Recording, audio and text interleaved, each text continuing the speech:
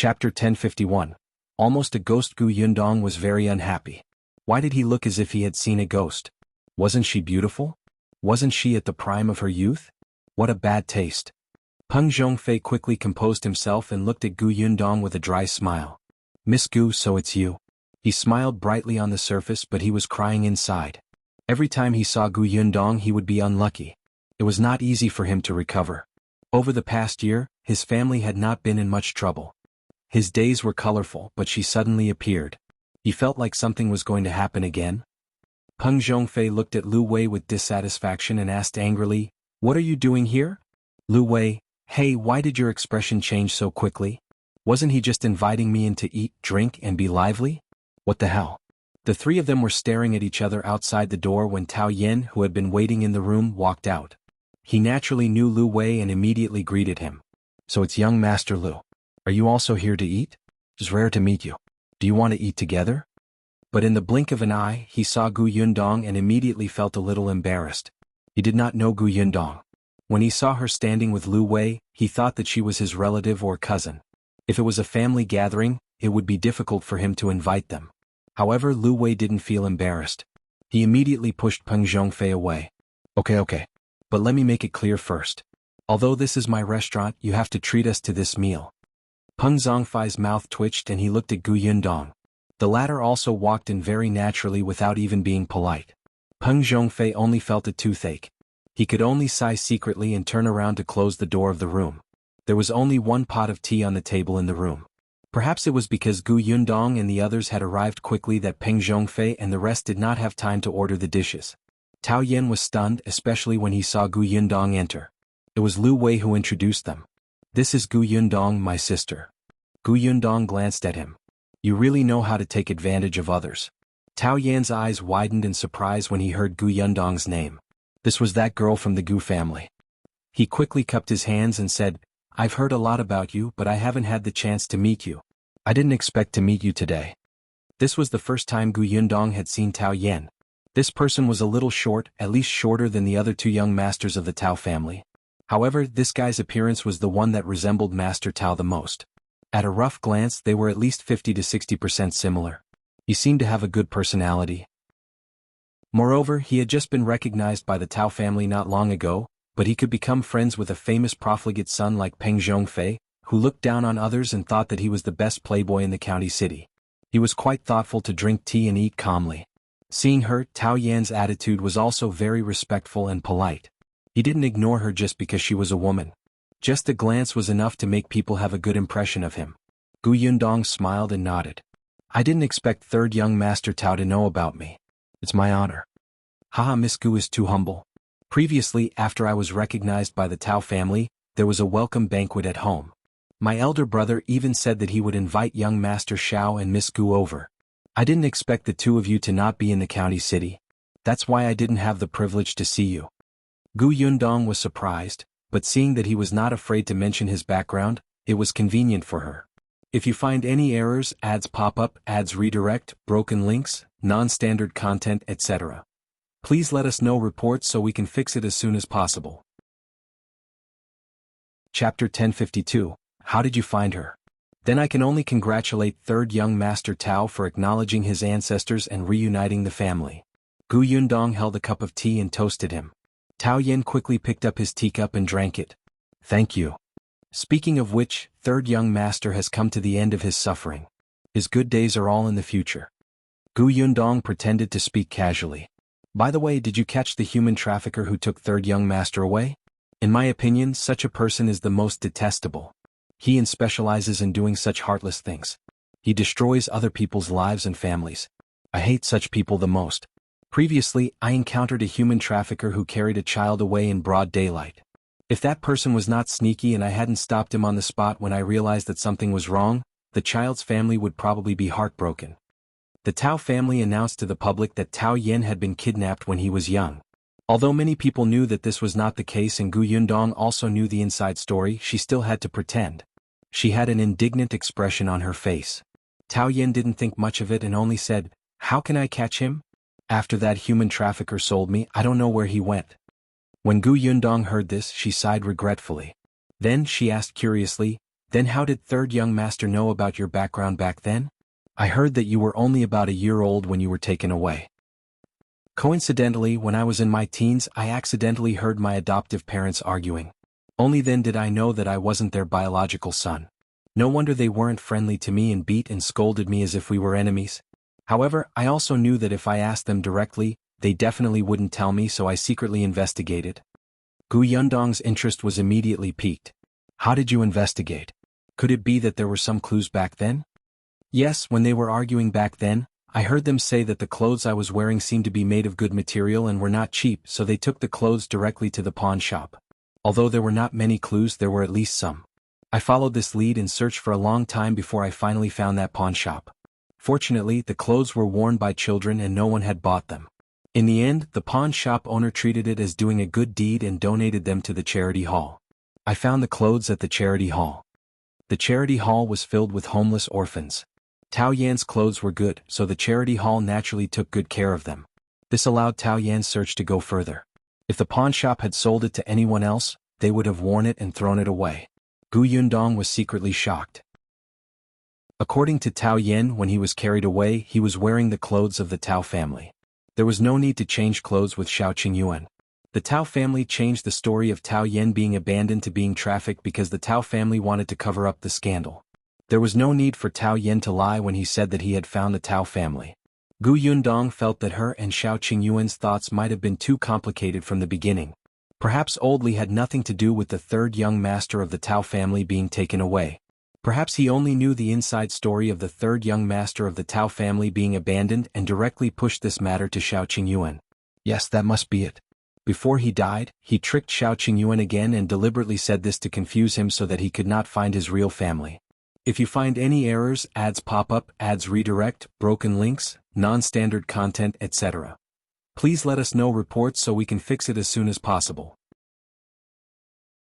Chapter 1053. The handkerchief is Shao Qingyuan's. The more Gu Yundong thought about it, the clearer the clues in her mind became. If things went back to the beginning and all the clues related to the Tao family were removed, then the only thing that could prove Shao Qingyuan's background might be the handkerchief that Li Dunzi and his wife had hidden. The handkerchief belonged to Shao Qingyuan, and it was given to him by his family. But why did Old Li do this? It could only mean that he had a grudge against Shao Qingyuan, or against Shao Qingyuan's family. Gu Yundong's eyes grew brighter and brighter. They could start from there. At this moment, her mood suddenly brightened. I was lucky. When I found half of it, Big Brother happened to be looking for me. Tao Yan continued, only then did I know my background. After confirming it, I returned to the Tao family. Gu Yundong came back to her senses and nodded. Third young master, good things come after hardships. You will definitely have good fortune in the future. Ha, thank you for your nice words. Tao Yan smiled. My brother is indeed very good to me. Gu Yundong raised her eyebrows. Yes, only your brother treats you well. The others don't look too good. The corners of Peng Zhongfei's mouth twitched. He wanted to speak, but the two of them had been talking back and forth since they sat down. He couldn't even find a chance to interrupt. Wasn't this the first time the two of them met? How could they have so much to talk about? He endured it and then glanced at Lu Wei. He did not expect this kid to be drinking tea rather enjoyably. Was there a mistake? Even if this was the best tea in Jingxi restaurant, there was no need for this guy to be like this, right? This is your restaurant. How dare you take advantage of me when you want to drink high-quality tea? Intolerable. Peng Zhongfei raised his leg under the table and kicked him hard. Cough cough. Lu Wei was careless and the tea directly poured into his nose. He instantly exploded. Why did you kick me? Peng Zhongfei was speechless. He had used too much strength. He touched his nose guiltily and met the gazes of the other two. He said, I heard them chatting. When I got excited, I bumped into you. Why are you so excited? You're wasting my tea. So your point is this? Gu Yundong looked at Peng Zhongfei with a faint smile. It's my fault. I was too curious about third young master's strange background, so I asked a few more questions. By the way, it's rare to meet young master Peng. I happen to have something to ask you for help with. Peng Zhongfei widened his eyes. What do you need my help with? He was so nervous that he stuttered. Why did she need his help? The first 2 times she had looked for him, something had happened to him. Could she not look for him this time? Peng Zhongfei was filled with regret. If he had known earlier, he would not have kicked so hard. Wouldn't it have been better to be a quiet quail? If Lu Wei wanted to drink tea, he could drink tea. It was not much money. Now Gu Yundong had finally noticed him. Peng Zhongfei was extremely bitter in his heart, but in front of his two friends he still controlled his facial expression very firmly and said seriously, "What help? Tell me. No matter what, we're friends. I'll definitely help if I can. But you know that my ability is limited. I'm just a young master who eats and drinks. Don't blame me if I can't help you." Gu Yundong was speechless. "Am I that scary? I won't let you climb a mountain of swords or go through a sea of fire." She shook her head and took out the handkerchief embroidered with words from her sleeve. "If you find any errors, ads pop up, ads redirect, broken links, non-standard content, etc. Please let us know reports so we can fix it as soon as possible." Chapter 1054. The origin of the handkerchief. Ever since he took the handkerchief from Madame Du, Shao Qingyuan had handed it to her. Gu Yundong had always kept important things in her space. The handkerchief was taken out of her space with the help of her sleeve. She handed it to Peng Zhongfei directly. "Young Master Peng, your family runs a cloth shop, so you must be very familiar with fabric. Coincidentally, I just got a piece of fabric not long ago. I think this material is very good and feels very comfortable to touch. I want to ask young Master Peng, do you sell this material in your cloth shop?" Peng Zhongfei secretly heaved a sigh of relief when he heard that. Luckily it wasn't a big favor.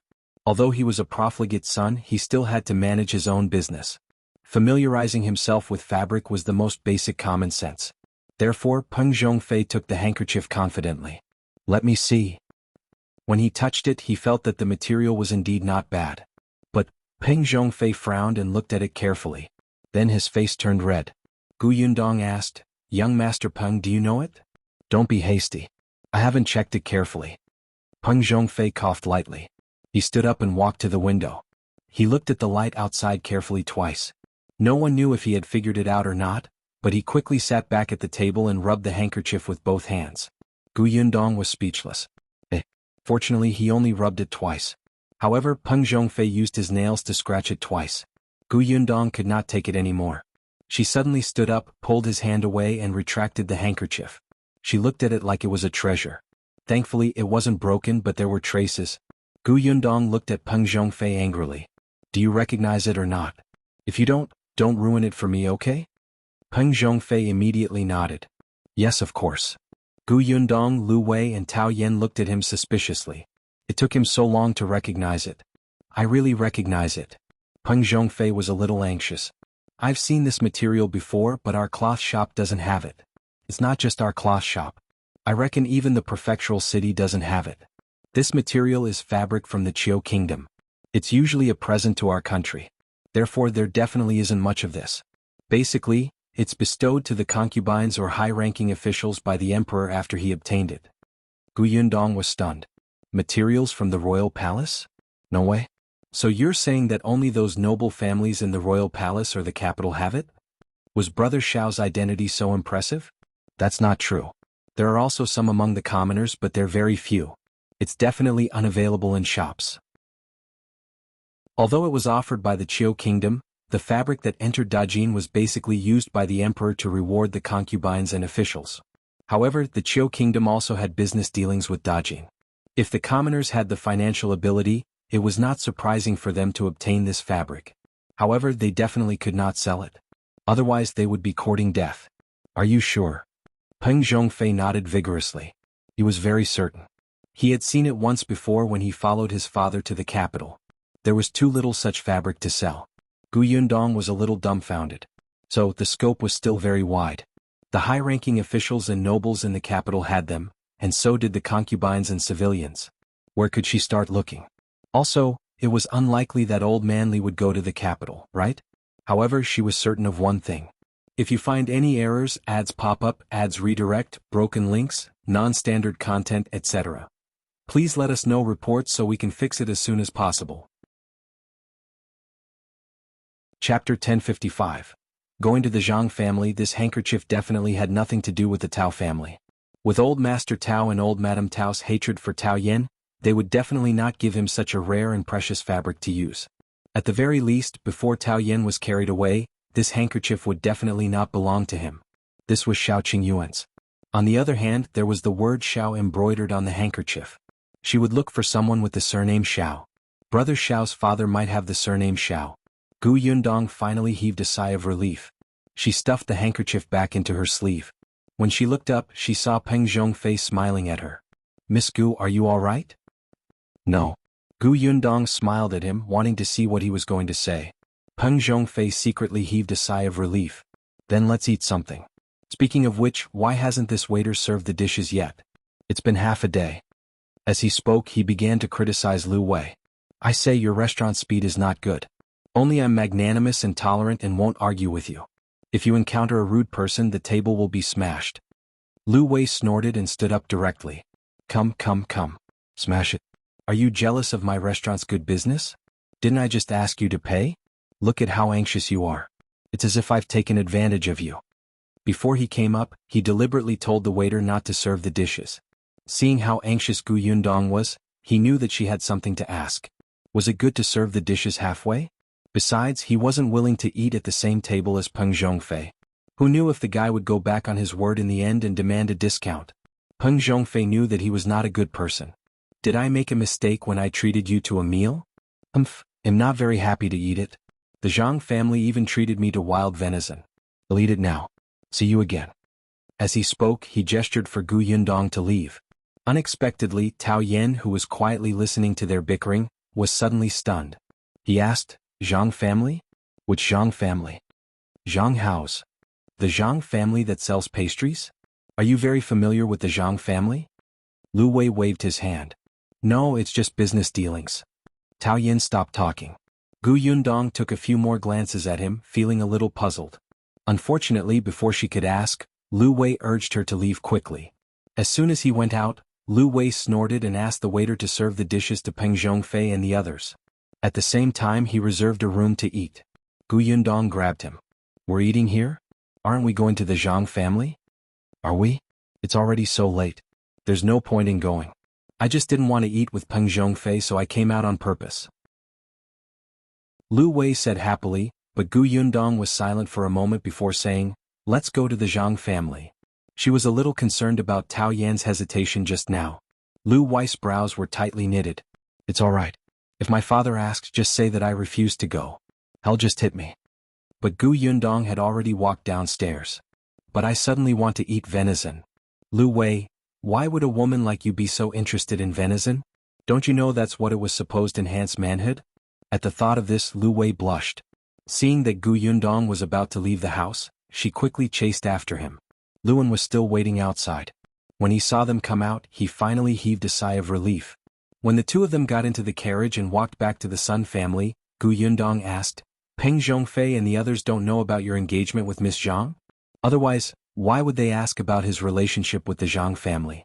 If you find any errors, ads pop up, ads redirect, broken links, non-standard content, etc. Please let us know reports so we can fix it as soon as possible." Chapter 1056. Is this what Lu Wei called ferocious? Lu Wei pursed his lips. "If even you don't know, how would they know?" Gu Yundong raised an eyebrow at him. Lu Wei said lazily, "This is my request. I can get engaged, but they can't tell anyone. My father is afraid that if I'm forced into a corner, he'll run away without a trace, so he agreed. You know that I'm not satisfied with this marriage, but my father insists that I interact with Miss Zhang. He seems to be certain that he'll definitely like her. It can also be considered to be giving each other a way out. If I still don't want to get married to Miss Zhang, he'll silently cancel the engagement. It won't ruin her reputation." "The Zhang family doesn't object to your request?" Lu Wei said, "There's a problem with the Zhang family's business. With the help of the Lu family, they naturally won't object. However, Miss Zhang is very angry. She's also fierce. Every time she sees me, she acts like she's the boss and I can only prostrate on the ground." This description was really indescribable. As the two of them spoke, the carriage stopped in front of the Sun family's house. Lu Wei asked Gu Yundong to wait in the carriage while he jumped out. Not long after, he returned with Lu Yen. Gu Yundong and Lu Yen had met twice. Although they were not as familiar as Lu Wei, their relationship was not bad. She sat next to Gu Yundong and said, "I heard from Lu Wei that this kid is too insensible. My father is also messing around and I have to trouble you to make a trip. It's all right. I'm friends with Lu Wei. I'm also very curious about his fiancée." Gu Yundong smiled. Sister Lu, are you familiar with Miss Zhang? I've met her twice, but I can't say that I'm familiar with her. Although they were both young ladies from wealthy families in the county, Lu Yan was 7 or 8 years older than Miss Zhang. When she was still a girl, Miss Zhang was just a little bean. Later on, she married someone and gave birth to a child. She could not play with Miss Zhang. Although they had met twice, it was actually in a hurry. Gu Yundong nodded. She knew what was going on. The Zhang family was really quite far from the Lu family. One was in the south and the other was in the north of the county. When the carriage stopped at the entrance of the Zhang family's house, a servant was waiting anxiously outside. When he saw Lu Wei coming down, he hurriedly ran over. "Young Master Lu, you're finally here. Our young master is waiting for you." "You." Before he could finish speaking, he saw Lu Yan and Gu Yundong coming out. He was stunned for a moment. "Mrs. Sun?" Lu Yan smiled. "I happened to come home to see my father. When I heard that you had a wild deer, I couldn't help but come over to join in the fun." "What? Am I not welcome?" The servant suddenly came back to his senses. No. This way please. You'll get someone to tell Miss now." Lu Yan nodded, and the three of them followed the servant into the Zhang family. Compared to the Lu family, the Zhang family was indeed smaller. However, it was still a big family in Fengkai County and looked very rich. When they reached the front yard, Lu Wei separated from them. The servant led him to the left. On Gu Yundong's side, a maidservant led the way. After walking for a while, she suddenly heard a hearty voice. "Sister Lu, you're here?" As soon as the woman finished speaking, Gu Yundong saw a figure walking over quickly. She was wearing a light pink dress, and the pearl hairpin on her head swayed as she walked. She looked a little cute. She had a bright smile on her face and 2 dimples on both sides. It was obvious that she was a sweet girl. Is this the ferocity that Lu Wei spoke of? If you find any errors, ads pop up, ads redirect, broken links, non-standard content, etc., please let us know reports so we can fix it as soon as possible. Chapter 1057. Miss Zhang Jiao. Miss Zhang quickly stood in front of Gu Yundong and the other woman. The dimples on her face were especially eye-catching and playful. She smiled and held Lu Yan's arm. Unexpectedly, she saw Gu Yundong standing at the side. Zhang Jiao blinked in surprise. "This is... Look at me, I almost forgot to introduce you. This is Gu Yundong, Miss Gu." Lu Yan smiled and said to Gu Yundong, "This is Miss Zhang Jiao." Zhang Jiao was stunned. She looked at Gu Yundong in confusion. "Miss Gu? Is she from the Gu family in the north of the city?" As far as she knew, there was only one family in the county with the surname Gu. However, she had seen the girl from that family before.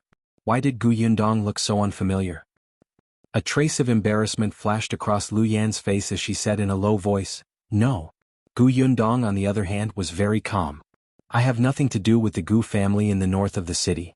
I'm just a country girl. I happen to know Sister Lu, so I followed her out to see the world." Zhang Jiao was stunned. She sized Gu Yundong up from head to toe for a while before saying, "Miss Gu doesn't look like a country girl at all. With her appearance and bearing, I would believe that she's the daughter of an official." "Ha ha ha." Lu Yan covered her mouth and laughed. "You know how to talk." Zhang Jiao was displeased. "I'm telling the truth." With that, she ran over to Gu Yundong. "Miss Gu, this is your first time coming to my house, right? Let's go, I'll show you around." Gu Yundong nodded and the three of them walked towards the backyard. Zhang Jiao was very cheerful and lively. As the host, she had been talking non-stop along the way. When they reached the reception hall, she led the 2 of them to sit down. Come, sit. Come and try my brother's new venison today." There were already many dishes on the table. The dazzling array of dishes was very sumptuous. Zhang Jiao took good care of Gu Yundong. Afraid that she would be too polite, she kept urging her to eat first. Gu Yundong could only smile politely, indicating that she could do it herself. After the meal, Gu Yundong's forehead was covered in sweat. She didn't have much of an impression of Zhang Jiao. She just felt that she was too enthusiastic. As for being fierce, only Lu Wei felt that way, right? After dinner, Zhang Jiao brought them around the Zhang residence. Halfway through, young Master Zhang Hao and young Master Zhang sent word that they would invite everyone over to play pitch-pot. Lu Yan blinked at Gu Yundong and whispered, "This is a chance for the 2 of them to meet and talk." With that, she immediately agreed. "Sure, I like pitch-pot. Before I was married, I was one of the top girls in this county." Zhang Jiao became excited. "Really? Sister Lu is so powerful?" Then she looked at Gu Yundong. "What about Miss Gu? Do you know how to play?" I've never played it before. I'm just watching. She had never played pitch pot before. All this time she had a lot of things to do. When it came to entertainment, she mostly spent time in drawing, playing chess, and playing puzzles with her younger siblings. Pitch pot? First time playing. Zhang Jiao smiled. It's fine. They'll teach you. It's very simple. Therefore, the group of people excitedly arrived at a courtyard of the Zhang residence and saw Zhang Hao and Lu Wei chatting and laughing. Upon seeing Zhang Jiao, Lu Wei jumped up reflexively and immediately took 2 steps back. If you find any errors, ads pop up, ads redirect, broken links, non-standard content, etc., please let us know reports so we can fix it as soon as possible. Chapter 1058. Miss Gus. First time Lu Wei narrowed her eyes and shot him a warning glance. Only then did Lu Wei try his best to restrain his urge to escape. However, he quickly turned his head slightly and looked at Yundong. His gaze was filled with condemnation. It was as if he was saying, I asked you here to help, but you actually dragged me down and made friends with them. You're not human. Yundong looked up at the sky. The weather was good today. Yes. Other than Lu Wei and Zhang Hao, there were also a few servants in the courtyard. It looked very lively. Zhang Hao was Zhang Jiao's brother. It was said that he was 5 years older than her. He had thick eyebrows and big eyes and was quite energetic. Seeing the 3 of them coming over, Zhang Hao hurriedly greeted them. You're finally here. Jiao, come over and help big brother. You've always been good at pitch pot. Let Lu Wei see it so that he won't think that he's invincible. Quick, help big brother defeat him. As she spoke, she pushed Lu Wei again. Compete with my sister. If you lose to her, you have to return the money you won from me just now. Jiao, you have to fight for me. Zhang Jiao frowned. Brother, you're actually gambling? It's just for fun. It's just 10 or 20 taels. Anyway, we're family. What does it matter? Hurry up and help me win back the silver. Zhang Jiao glared at him helplessly and took a few steps forward. Lu Wei was not happy. He moved to the side, straightened his neck and said, No, I'm a man and she's a woman. If I compete with her, it would be unfair if I win. The problem was that if he lost, he would lose all his face. Zhang Jiao raised her eyebrows. How do you know that you will definitely win? She was provoking him, but Lu Wei did not respond at all. In any case, I can't. If I compete with a woman, won't I be bullying her? Absolutely not. He shook his head repeatedly. Lu Yin, who was not far away, was almost angered to death by him. Everyone present could tell that Zhang Hao had deliberately made the suggestion to create an opportunity for the 2 of them to interact. But he actually hid far away? Lu Wei didn't agree and the scene became a little awkward. Zhang Hao laughed. Forget it. Looks like I can only do it myself. After saying that, he rolled up his sleeves and came forward, throwing an arrow into the pot. Lu Yin could only put in more effort to liven up the atmosphere. She was the second to come forward. Speaking of which, I haven't played in a long time. My hands are rusty. If I can't shoot accurately later, don't laugh at me, okay? After so many times, this matter was finally resolved. Lu Wei was a playful person to begin with. Although he was unwilling to get along with Zhang Jiao, he became excited when everyone started to have fun. The 4 of them took 2 turns. Zhang Hao could not help but look up at Yundong, who was sitting in the pavilion. He smiled and said, Miss Gu, why are you only drinking tea? Come along. The 3 girls can compete to see who's the best. Zhang Jiao hurriedly said, No, Miss Gu has never played this before. This is the first time. Then she said to Yundong, Let's not listen to eldest brother. He'll teach you how to play first. It's boring to compete. Zhang Hao waved his hand. You're good at playing by yourself, but there's no need to teach others. He'll teach you. Miss Gu will definitely like it after learning this. Next time you don't have to sit there alone and be bored. Lu Wei frowned. Why were the 2 of them joining in the fun? The Gu girl was not familiar with them. What was there to teach? If you find any errors, ads pop up, ads redirect, broken links, non-standard content, etc., please let us know reports so we can fix it as soon as possible. Chapter 1059. Yundong crushes them. He was here and Big Sis was here. Was it their turn? Lu Wei jumped into the pavilion in 2 or 3 steps. Ignore them. Just sit here and eat snacks and drink tea. Speaking of which, their snacks are not bad. After all, they were in the snack business. Yundong was silent for a moment before saying in a low voice, I remember you telling me in the carriage when you came. You once told Miss Zhang my name, right? Lu Wei nodded, but he looked confused. Yes, why? Yundong smiled. Nothing. She stood up and walked out of the pavilion. She didn't know if the two siblings saw that Lu Wei's attitude toward her was different, but they looked a little unhappy now. Lu Yen couldn't help but hold her forehead. This silly little brother. Gu Yundong walked in front of Zhang Hao and took out an arrow from the basket beside him. He said, "There's no need to teach me. I saw that you guys played 2 rounds just now and have roughly learned it." Zhang Hao quickly came back to his senses and said with a smile, "It's not something that can be learned just by looking at it. You don't know, although this pitch pot looks simple, it requires agility. The angle has to be chosen well, and the wrist has to be exerted, the eyes." With a bang, the arrow in Gu Yundong's hand flew forward and went straight into the pot. Zhang Hao, Zhang Jiao, Lu Yin, Lu Wei said, "All right." Clap clap clap clap clap clap. Gu Yundong's mouth twitched. Zhang Hao, who was beside him, quickly applauded. "Miss Gu is too awesome. She must have been lucky." Gu Yundong picked up another arrow and threw it in with a bang. "Good." Lu Wei continued to cheer excitedly. She did not want to look at her annoying brother. Fortunately, she still had Louis at home. If he could inherit the family business in the future, the Lu family would not be declined just like that. Zhang Hao frowned slightly, but he quickly relaxed. Bang, bang, bang, bang, bang. Following that, there were a few more soft sounds. After that, the arrows were all in the pitch pot without exception. At this moment, everyone present was surprised. The pitch pot looked simple, but Zhang Hao was right. Skill was really important. They admitted that their skills were not bad, but it was not to the point where they did not miss a single shot. Even if it was them, it was impossible for them to not miss a single one of the 7 or 8 arrows in a row. Bang bang bang. Gu Yundong nodded in satisfaction. Not bad. Other than Lu Wei, who had a proud and excited expression on his face, everyone else in the courtyard had wooden expressions. Zhang Jiao took a while to find her voice. "Miss Gu, is this really your first time playing?" Gu Yundong nodded seriously. "It's true. I never lie." Lu Wei secretly pursed his lips. "Shouldn't you be honest with yourself?" Gu Yundong rubbed her wrist and continued, "You also know that I'm just a country bumpkin.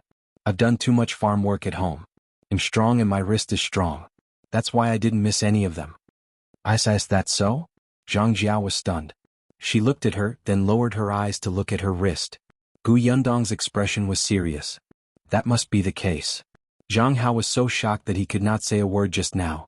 Now he finally said dryly, "So there are such benefits to doing farm work. Looks like I should go to the field to train." "Young Master Zhang, that's a good idea." Gu Yundong agreed. Zhang Hao laughed dryly again. "If you find any errors, ads pop up, ads redirect, broken links, non-standard content, etc. Please let us know reports so we can fix it as soon as possible." Chapter 1060. Have you fallen for Gu Yundong?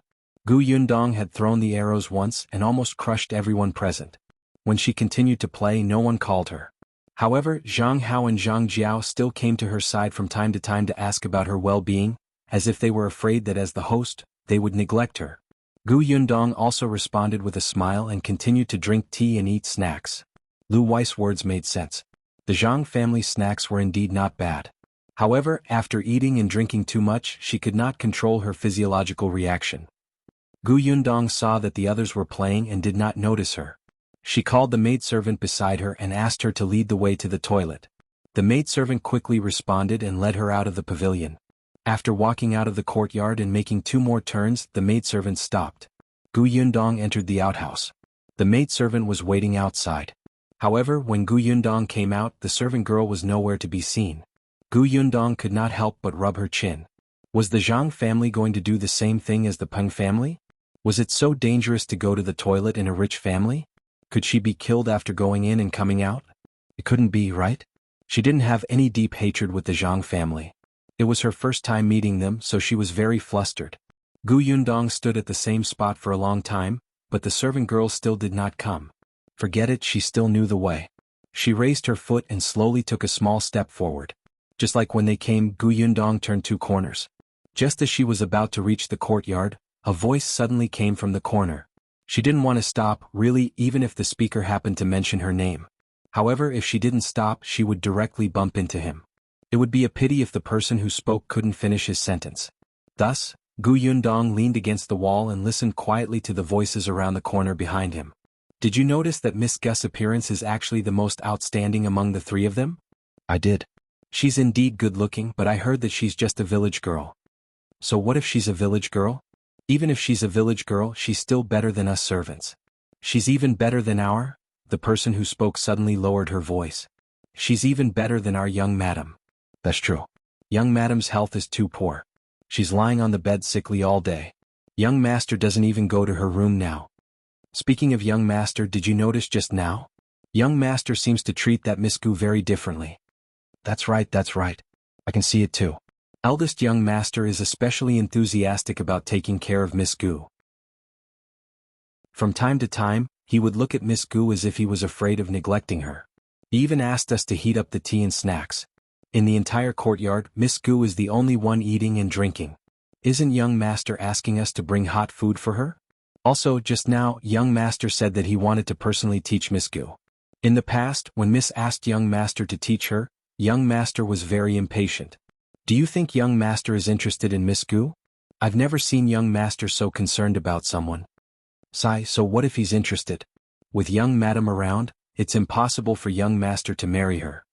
Who said it's impossible? The person who spoke suddenly became excited, but he tried his best to suppress it, as if he was about to say a shocking secret.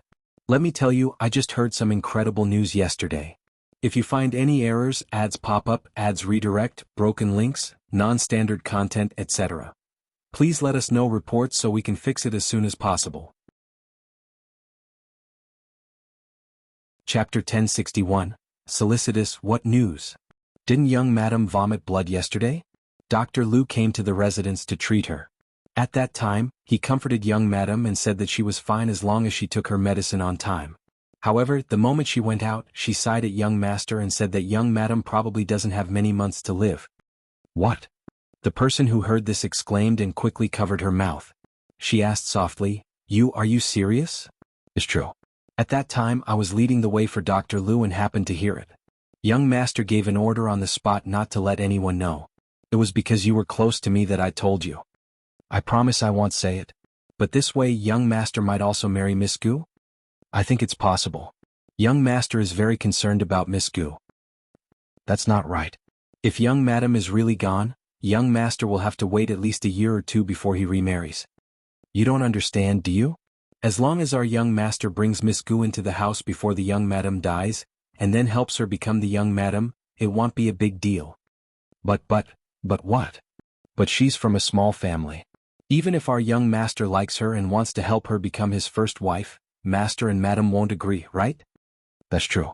Old master and madam would definitely prefer to find a suitable match for young master. Unfortunately, Miss Gu doesn't have any advantage. If she did, our old master would still be easy to talk to. That's right. Back then, young madam's family relied on a pastry recipe to get master to agree to the marriage between the two families. Miss Gu doesn't have any recipes. It's useless to say anything more. I am not talking to you anymore. I still have to change the tea. The tea is cold. Then Yundong heard rustling sounds and the two of them walked further and further away. She closed her eyes slightly and leaned against the wall, wanting to laugh. Did he really treat her as an insensible country girl? She stood on the spot again. As expected, footsteps sounded again after a while.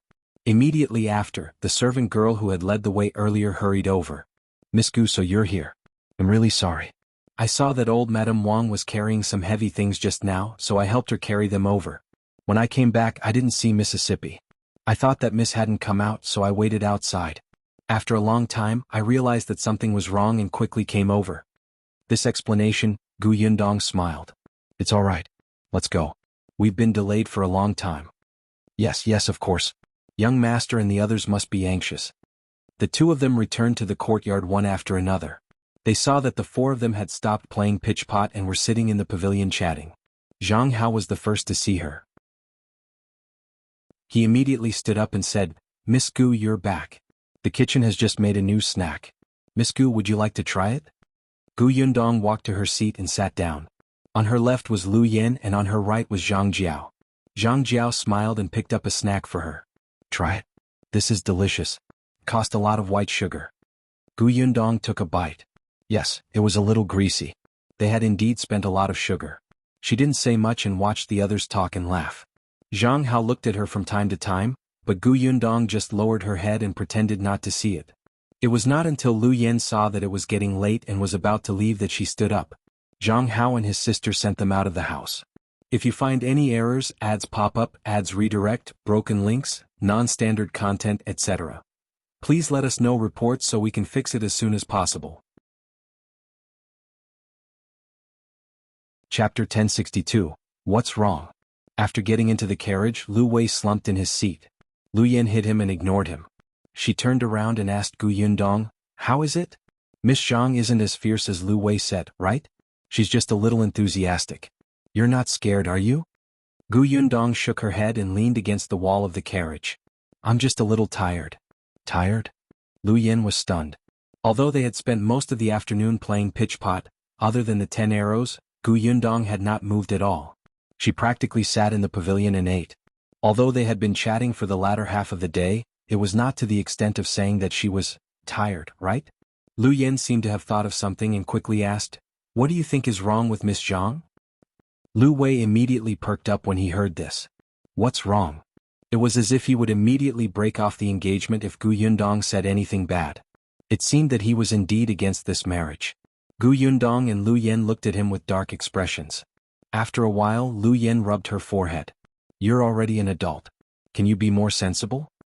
This is a huge matter about marriage. If I had been more sensible, I would have married Miss Zhang." Gu Yundong shook her head and said to Lu Yen, "Let's go back to the Lu residence first." Lu Wei still wanted to ask, but she glared at him, so he could only wait patiently. After all, Gu Yundong had just said that he was tired. Although she might be mentally tired, he could not force her anymore. What if Shao Qingyuan found out and felt that his wife was being bullied? The carriage headed towards the Lu residence. Although Gu Yundong did not say anything else, Lu Yen still lowered her eyes and began to think. She recalled today's situation and wanted to see if there was anything wrong. However, when the carriage stopped at the entrance of the Lu residence, Lu Yen still felt that Zhang Jiao's words were a little too loud and enthusiastic. Everything else was normal. The three of them entered the main door and walked all the way to the central room. Old Master Lu and Shao Qingyuan were talking. The two of them were now businessmen, so they naturally had many common topics to talk about. In addition, Old Master Lu felt that Shao Qingyuan was smart and considerate, especially when compared to his son. Hence he liked this young man more. Seeing them return, Old Master Lu still looked like he had not had enough. However, he immediately stood up and looked at his daughter before turning to Gu Yundong. "How was it? Did you have a good time?" Lu Wei felt that he was probably not a biological son. Seeing that his father did not look at him at all, he simply went to talk to Shao Qingyuan. Gu Yundong sat down and took a sip of tea before starting to talk about what she had said and done when she first entered the Zhang residence. She described everything until she left the courtyard and went to the toilet. Old Master Lu nodded. "In that case, Miss Zhang is not bad. She's warm and considerate." He looked at Lu Wei. "Did you hear that? Even the Gu girl has a good evaluation of Miss Zhang. Hurry up and pack up to get married." Lu Wei exploded. "Father, are you deaf? When did she say that Miss Zhang is not bad?" Old Master Lu was speechless. It seemed that she had not come to a conclusion. He paused and turned to look at Gu Yundong. The latter asked Lu Wei, "Can't you tell what's wrong?" Lu Wei blinked, then blinked again with a blank expression. Just as Gu Yundong sighed and gave up on him, this fellow suddenly jumped 3 feet high. "I understand." He instantly became smug. "When I met Miss Zhang in the past, I told her Gu Yundong's name.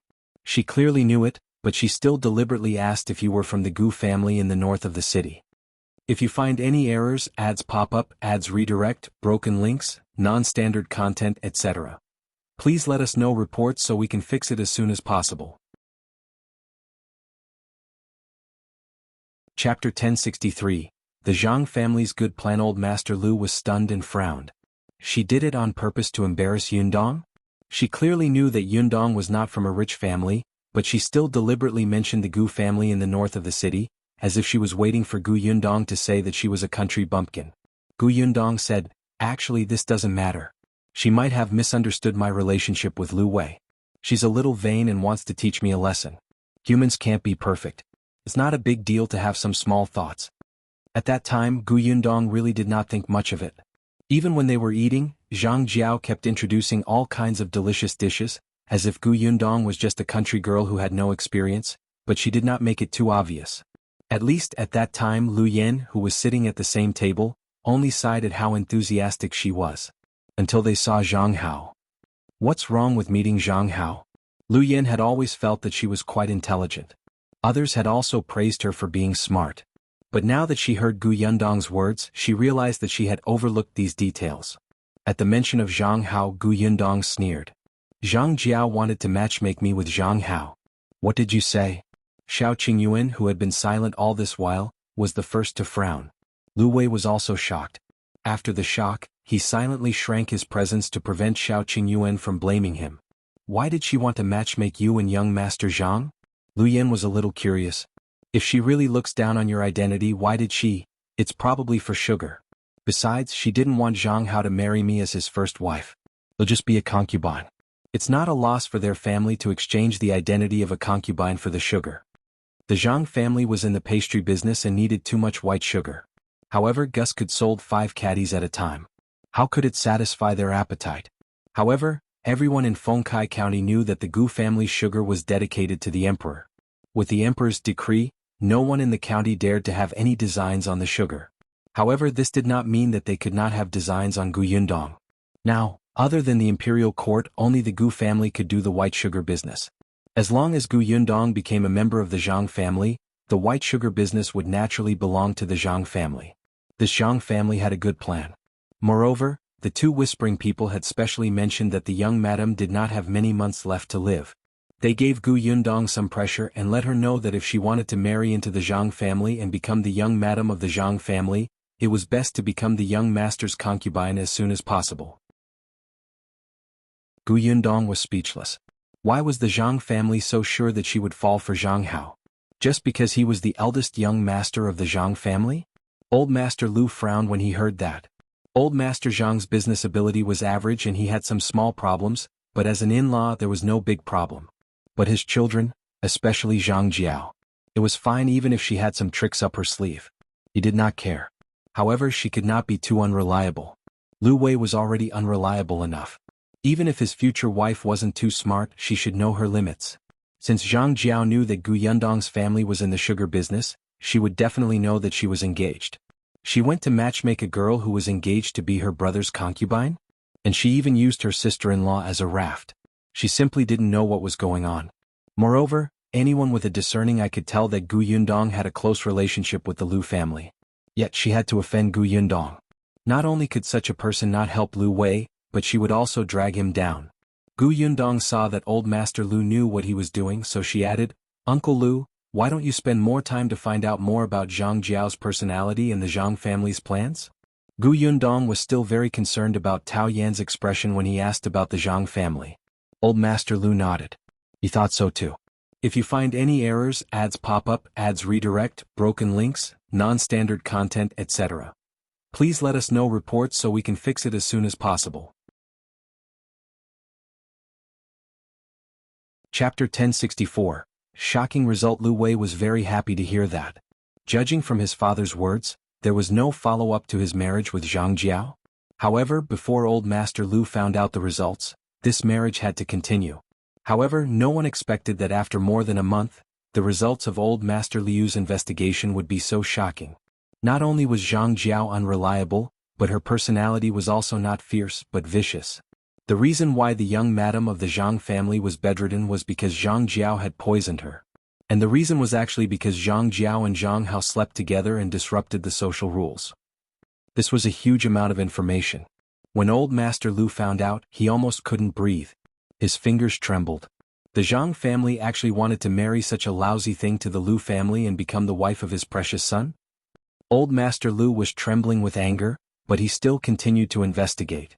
As expected, Zhang Jiao was not the daughter of the Zhang family at all.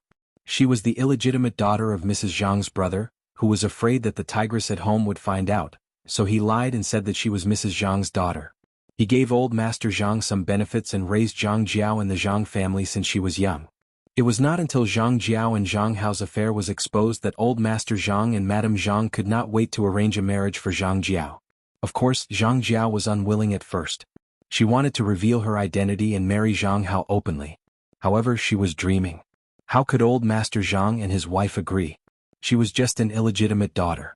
Not to mention how revealing her identity would affect Mrs. Zhang's brother. Zhang Hao already had an official wife. With Zhang Jiao's identity she could at most be a concubine. However, Zhang Jiao was unwilling, so she poisoned young Madame Zhang. Old Master Zhang almost beat her to death when he found out. It was Mrs. Zhang who stopped him in time because she was his niece and had been raised since she was young. However, Zhang Jiao could not stay in the Zhang family no matter what. Zhang Jiao also knew that after the matter was exposed she could only marry out. Now, old Master Zhang could still listen to Madame Zhang and choose a good marriage for her. If he waited until the day he got impatient she might even be given to an old man as a concubine.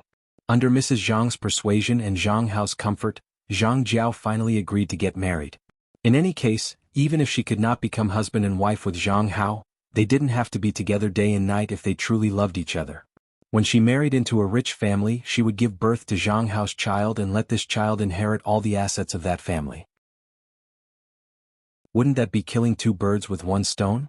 What was even more unacceptable to Old Master Lu was that Old Master Zhang's choice from the start was Tao Yan of the Tao family.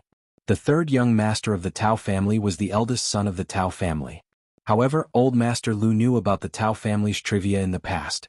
He knew that Tao Yan was abandoned by the Tao family. At least in Old Master Liu's heart, Tao Yan was much more respected than his Lu Wei. He was Old Master Liu's eldest son. Although he was unruly he had always been doted on. He had grown up safely in the Lu family. He was capable of literature and martial arts and had a wide range of friends. He was not bad at all. However, Tao Yan didn't want Zhang Jiao. Instead, he couldn't wait to engage his son to this woman. Old Master Lu almost spat out a mouthful of blood, but this was his own fault. This was because his standards for his daughter-in-law had been exposed by someone. Many people in the county knew that he wanted to find a fierce daughter-in-law to suppress his son. Therefore, Zhang Jiao walked towards this persona. If you find any errors, ads pop up, ads redirect, broken links, non-standard content, etc., please let us know reports so we can fix it as soon as possible. Chapter 1065. He wants to get married. Old Master Lu was angry and regretful. It was all his fault for being too anxious. In the end, he let such an ignorant person have designs on the Lu residence. He couldn't help but rejoice that Lu Wei didn't take a fancy to that girl and even made a request to keep the engagement a secret for the time being. Otherwise, if such a thing happened, the Zhang family's reputation, or Zhang Jiao's, would suffer the heavier blow. However, the Lu family was also in trouble. Lu Wei would also be criticized. This marriage was definitely going to be called off. Not only was the marriage called off, but the Zhang family could not be let off so easily. Did he really think that the Lu family was easy to bully? He actually treated them as fools. If Old Master Lu did not vent his anger, his surname would not be Lu. Of course, this was all in the future. At this moment, although Old Master Lu did not have a good impression of Zhang Jiao, he did not hate her so much. He was grateful to Gu Yundong. It was right to let you go to the Zhang family. But Gu girl, according to what you said, Zhang Hao also has designs on you. You have to be careful. Don't worry. They're still hoping that he'll take the initiative to be his concubine. Such a beautiful thing can only be done in their dreams. Besides, we'll be returning to the prefectural city in a few days. When we return, he'll be married to brother Shao. Shao Qingyuan, who was at the side, had an extremely ugly expression when he heard Zhang Hao's plan. He was thinking about whether to put him in a sack and beat him up or throw him into the water. Unexpectedly, when he suddenly heard Gu Yundong talk about marriage, the gloom in his heart was instantly swept away. He turned around and looked at her with a gentle gaze. That's right, they were about to get married. It was fine if that Zhang fellow retreated in the face of difficulties. If he still did not give up and wanted to approach them, it would be a light punishment for Shao Qingyuan to break the man's limbs. At the side, Lu Wei touched his arm. They made him feel mushy. However, for some reason he suddenly felt a trace of envy.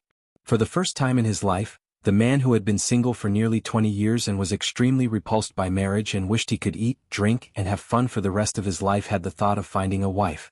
It seemed like it was not bad to have wife and children. When he had a wife, he would bring her out every day to show off their love. He would tell everyone that their relationship was very, very good. He would make those men who did not have a wife envious and jealous. He wanted them to hate him but could not get rid of him. Just thinking about it made him happy. Well, the next time his father asked him to go on a blind date, he would reluctantly go and take a look. He would not refuse.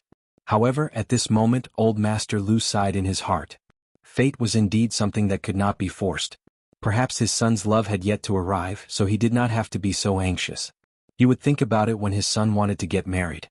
Seeing that it was getting late, Gu Yundong and Shao Qingyuan bade farewell and left the Lu residence. After getting into the carriage, Gu Yundong took out the handkerchief from her sleeve. Facing Shao Qingyuan's puzzled gaze, she told him about her encounter with Tao Yen and Peng Zhongfei at Jinxiu restaurant. Shao Qingyuan was surprised. So, this handkerchief was originally mine? Old Li didn't change the clothes and accessories on Tao Yen and me? Yes, it must be yours. Gu Yundong nodded. And according to Peng Zhongfei, this handkerchief is very rare and precious. Since your family put such a rare handkerchief on you and use it as an ordinary handkerchief, they must dote on you very much. Shao Qingyuan suddenly tightened his grip on his handkerchief, and his lowered eyelids trembled slightly.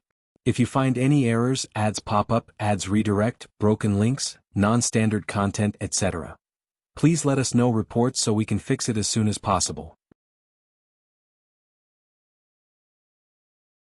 Chapter 1066. Does Old Li have an enemy?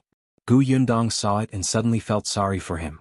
Sure enough, Brother Shao was very concerned about this. She reached out and grabbed his large palm. Her fingers intertwined with his and held onto it tightly. Shao Qingyuan raised his head and hugged her.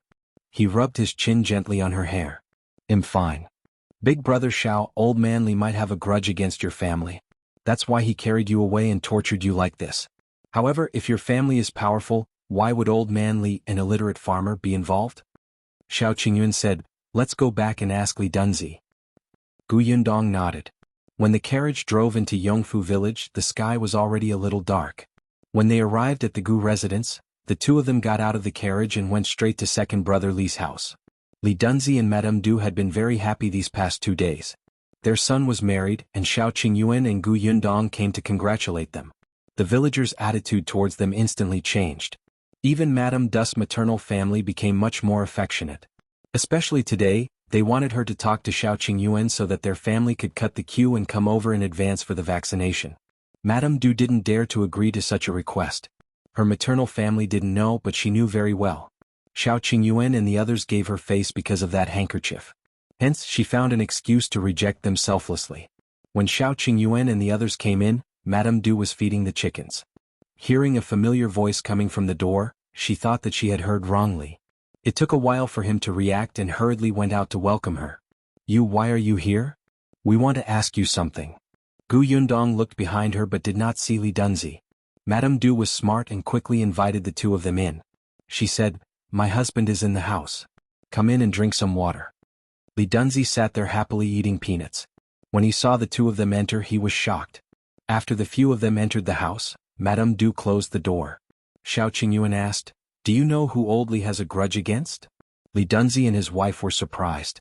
A grudge? No. Although Old Li's thoughts were a little complicated and hurt Shao Qingyuan in the dark, at least to outsiders, he looked like an honest and amiable old man. He was quite popular in Yongfu village. Hence both of them shook their heads. I've never heard of my father having a grudge against anyone. All these years he hadn't even argued with the villagers. Gu Yundong frowned. Actually, Shao Qingyuan also knew this. She thought for a moment and changed the question. Then do you know that he left Fengkai County in the past and went to the prefectural city, or even further, like the capital? Madame Du widened her eyes. The capital? No way. Why did he go so far away? My father-in-law was just a farmer. How could he go to the capital? That's the capital. Who would dare to go without some money? She shook her head vehemently, thinking it impossible. Madame Du had only been to the county city at most. She had never even been to the prefectural city. She felt that the capital was on the horizon. It was too far away, so far that she could only hear this name in her life. On the other hand, Li Dunzi frowned slightly as if he was in deep thought. His silence made Gu Yundong and Shao Qingyuan look at him. Madame Du asked in surprise, honey, why did you think for so long? Could it be that father-in-law really went to the capital? Was he that powerful? Li Dunzi shook his head. I don't know. If you find any errors, ads pop up, ads redirect, broken links, non-standard content, etc. Please let us know reports so we can fix it as soon as possible. Chapter 1067. Very strange. Just as Gu Yundong was about to be disappointed, she heard him say, although I don't know if my father went to the capital, he was indeed in the prefectural city. He scratched his head and tried his best to recall what had happened decades ago. My mother told us that my father was a peddler before he got married. He went to the prefectural city for business. After he got married he stopped being a peddler. However, he would go out to look for work when he had spare time, but he didn't look for work in the county city like the villagers. He almost always went to the prefectural city so he wouldn't be at home for 2 to 3 months. As for whether he went to the capital, even my mother didn't know. He would not be home for 2 to 3 months? If he rode a horse faster, it was not impossible for him to make a trip to the capital and come back. Then, was he not at home before he carried brother Shao back? Li Dunzi knew this. He nodded. He was indeed not around. He went to the prefectural city. At that time we were all grown up and had children. Back then, the 3 of us even asked father to bring us to the prefectural city to make a fortune, but father didn't agree and left alone. In that case, Shao Qingyuan might really have been carried over from somewhere else. As for whether it was the capital or not, that was still to be verified. Old man Li did not seem to be close to his 3 sons. He had never brought any of his sons to the prefectural city. This person was really strange. Gu Yundong and Shao Qingyuan walked out of second brother Li's house. The 2 of them did not speak along the way. There was a vast sea of people and their only target seemed to be the capital. At the very least, they had to know what kind of people had this kind of fabric and whose surname was Shao. There were few pieces of such fabric, so there were always traces. Shao Qingyuan held her hand. There's no hurry. Take your time. It had been 20 years. It definitely wouldn't be that easy. Yes. Gu Yundong exhaled. No matter what, it was good to have a direction. The 2 of them chatted as they walked. When they reached the entrance of the Gu residence, they realized that Chen Liang was already waiting there. When he saw them return, he quickly welcomed them with a happy smile. Gu Yundong asked, Uncle Chen, why are you here? Did everything go smoothly today? Did those people cause trouble for you? As they spoke, they led Chen Liang through the door. Chen Liang immediately waved his hand. No. When they heard that Qingyuan was not around, they left. Don't worry, everything went smoothly today. I came over to tell you so that you wouldn't worry. However, I think they will come again tomorrow. It's fine. Brother Shao and I will go into the mountains to pick herbs tomorrow morning. Chen Liang nodded. That's good. He also talked about the vaccination today. Some people in the village had already been vaccinated. There were 5 or 6 people in the Gu family's workshop who had already been vaccinated. The production in the workshop could not stop, so it was impossible to vaccinate everyone at once. They could only do it in batches. 5 or 6 people per batch. Anyway, the workers in the Gu family workshop were not worried. Shao Qingyuan would not treat Gu Yundong's people badly, right? Therefore, compared to the anxious villagers in the village, they were much calmer. They continued to stick to their posts conscientiously until it was their turn. It was all thanks to Tong An's leadership that they trusted the Gu family so much. Gu Yundong trusted Tong and more. Chen Liang did not leave after explaining the situation in the village. He looked at Gu Yundong hesitantly. Yundong, there's another private matter that I need your help with. If you find any errors, ads pop up, ads redirect, broken links, non-standard content, etc., please let us know reports so we can fix it as soon as possible.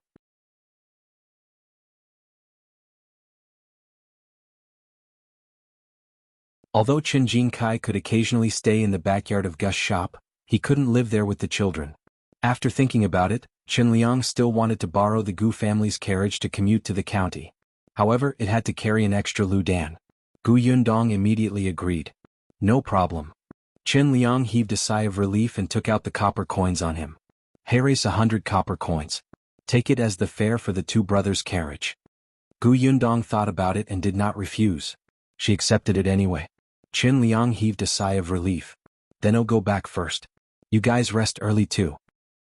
He waved his hand and left the Gu residence briskly. When he returned to his courtyard, Madame Zhou, who had been waiting, hurriedly welcomed him.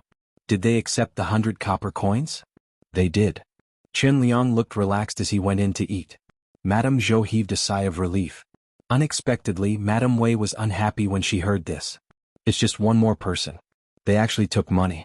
The Gu family doesn't lack those 100 copper coins. Why do they have to charge this? As soon as she finished speaking, Madame Zhou patted her back heavily. Shut up. I finally know why your husband didn't bring you to the county.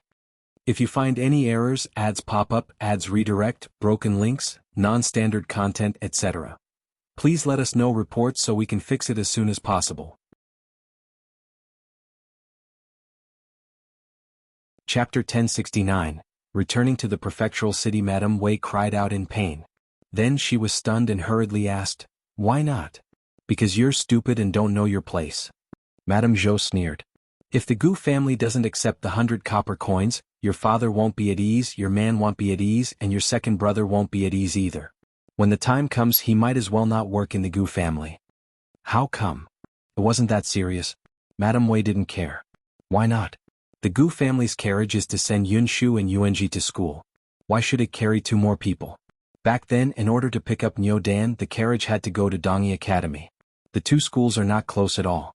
Niu Dan and Yunshu are good friends, so they picked him up on the way. "However, your sister-in-law will send some eggs and vegetables from time to time for the sake of friendship. Now the 2 children in our family are going to school in the county city. In the end, you think it's just a matter of helping. Let me tell you, that's pushing your luck. What if everyone in the village follows? Whoever wants to go to the county city will just take the carriage. Then what will happen to the Gu family's carriage? Have you thought about the consequences?" No wonder her son said to let Madame Wei stay at home and let her teach her how to conduct herself. This eldest daughter-in-law was too ignorant. She was so petty about 100 copper coins. If they hadn't been so friendly with the Gu family, would Yundong have considered letting Jing Kai in to be the shopkeeper? Madame Wei did not dare to speak after being glared at by her mother-in-law. When she lowered her eyes, she saw her sister-in-law, Madame Song, laughing at her misfortune. She was instantly furious. Madame Song turned around and went into the house. The next morning, the vaccination at the ancestral hall began again. As expected, another carriage came to the village from the county city. Unfortunately, Shao Qingyuan had entered the mountains early in the morning to pick herbs and did not come out until dark. Everyone thought that he had entered the mountains and would not return until tomorrow. But on the 3rd day the carriage came again. However, they found out that Shao Qingyuan had gone to a nearby village to purchase herbs. On the 3rd night, these people simply found a farmer's house in a nearby village. They endured the dirty environment and hard bed frames and slept for the entire night. At dawn, they went to Yongfu village to stop Shao Qingyuan. Unexpectedly, Shao Qingyuan and Gu Yundong had returned to the prefectural city. They came back mainly for 2 things. One was to take back the handkerchief, and the other was to inoculate the villagers. Now that the matter was completed, they really could not delay any longer. After all, the prefecture magistrate didn't give him much time. He had already stayed in Yongfu village for a few days. This time, Gu Yundong and Shao Qingyuan did not return to the prefectural city alone. Yunshu and Yuanji also went with them. The 2 of them had just finished the vaccination a few days ago. There were still some acne marks on their bodies, but they were fine. However, these 2 little guys stayed obediently in the carriage this time and did not even look out. It was as if they were afraid that others would see their ugly appearance. Gu Yundong could not help but think of young Lady Yunka. It seemed that her younger siblings were very concerned about their image. At such a young age they already knew the importance of their looks. However, Azhu Oh no Shao Quan continued to stay in Yongfu village. When the carriage arrived at the prefectural city, the sky was slightly dark and it looked like it was going to rain. Gu Yundong lifted the curtain and looked out. The pedestrians on the road were indeed in a hurry. Just as she was about to make the carriage speed up, her eyes paused. Suddenly, she saw a familiar figure standing in front of the notice board. "Stop the carriage." "Phew." Shao Qingyuan pulled the reins. As soon as the carriage stopped, Gu Yundong jumped out and walked to that person's side. "If you find any errors, ads pop up, ads redirect, broken links, non-standard content, etc. please let us know reports so we can fix it as soon as possible." Chapter 1070, Eldest Aunt Gu wants to move out. Eldest Aunt. Gu Yundong patted her shoulder. Gu Dafeng was stunned for a moment before retracting her gaze from the portrait on the notice wall. "Yundong, you're back?" Gu Dafeng said in surprise. Gu Yundong nodded and looked at the notice wall. There was still a portrait of her uncle there, but there was still no news of him. Gu Dafeng sighed slightly.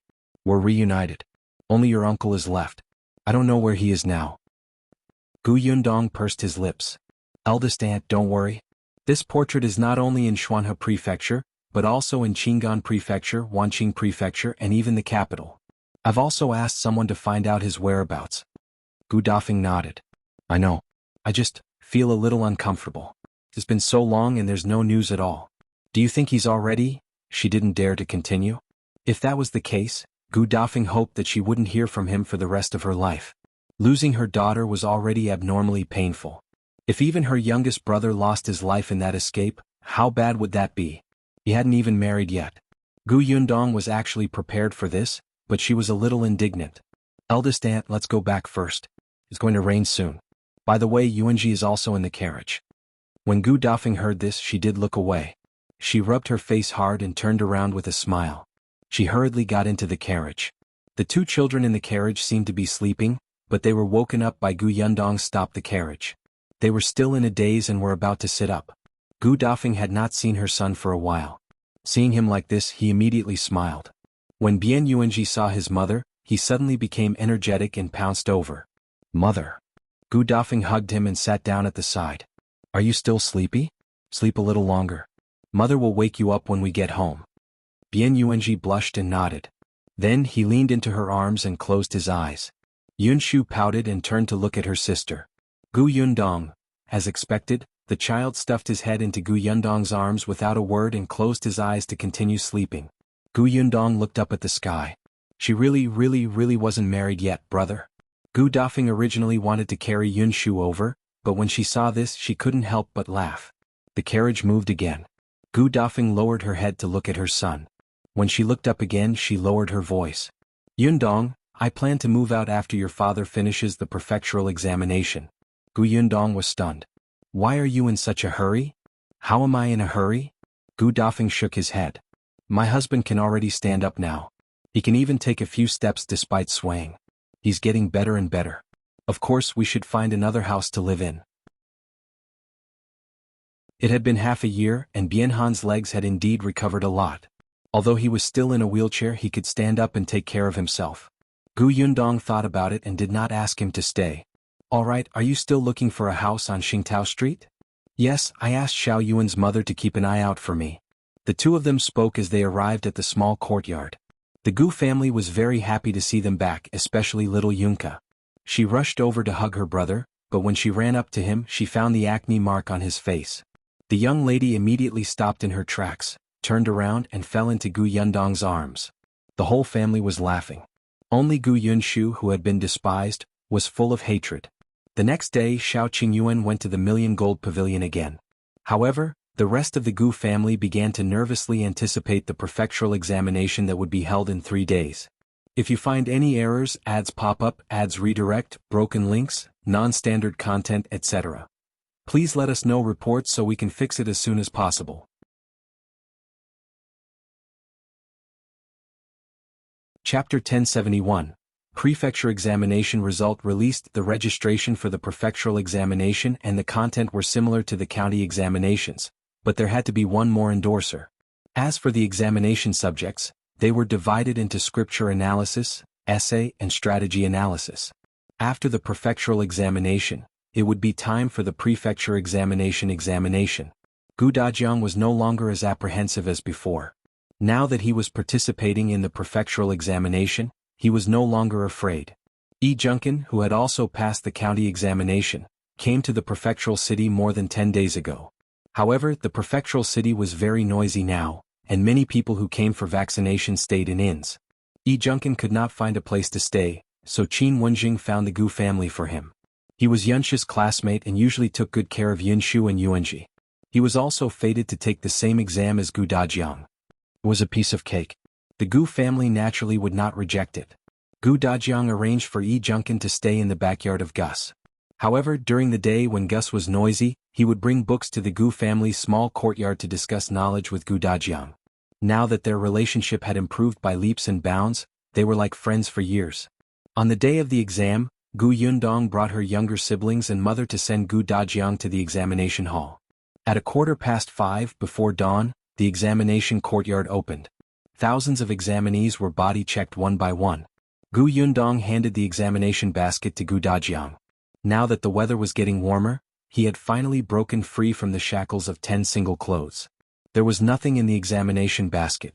Other than the identity card, nothing else was allowed to be brought into the examination hall. The calligraphy, ink, paper, and inkstones were provided by the examination hall. Someone would also send food and water over. The first 2 subjects would take 1 day, but the third subject would take 2 days. However, the quilts for the night were also provided, so he was not worried. After Gu Dajiang went in, they turned around and left. Fortunately, Gu Dajiang wasn't by the toilet this time. The entire exam went unexpectedly smoothly. When the prefecture examination ended, Gu Dajiang walked out feeling refreshed. The entire family went forward. Gu Dafeng was the first to ask him, "How did you do? Did you answer all the questions?" "Everything's fine. There's no need to worry." Yes, other than the food provided in the examination hall being a little unpalatable, Gu Dajiang felt even more at ease in the prefecture examination than in the county examination. There were many people outside the examination hall. Gu Yundong was afraid of her younger siblings getting hurt from all the squeezing, so she quickly got them into the carriage and went back first. A few days later the rankings would be released. The family first booked a nearby tea house and found a private room to sit in. Shao Qingyuan was also here. The million-gold pavilion no longer needed him. The doctors inside had already become proficient. To everyone the popularity of the cowpox vaccination method had already decreased. Everyone was more concerned about the prefectural examination and the rankings. Therefore when the rankings were posted, there was a huge crowd in front of the notice board. It was much grander than the county examination back then. Gu Yundong was waiting upstairs, but Shui Rong and Tong Shuitao could not wait any longer and went down early to squeeze to the front. After an unknown period of time, the sound of "I got it" exploded in everyone's ears. Gu Yundong could not help but become nervous. Her father was the county champion back then. She did not know if he could continue to be the champion. Just as she was thinking about it, a loud shout came from downstairs again. "Who is the champion?" Gu Yundong immediately pricked up her ears to listen. She was not the only one. Everyone else present was the same. On the other hand, Gu Dajiang looked indifferent. To him, obtaining a county championship was already unexpected. It would be a little difficult to obtain the prefecture championship. If you find any errors, ads pop up, ads redirect, broken links, non-standard content, etc., please let us know reports so we can fix it as soon as possible.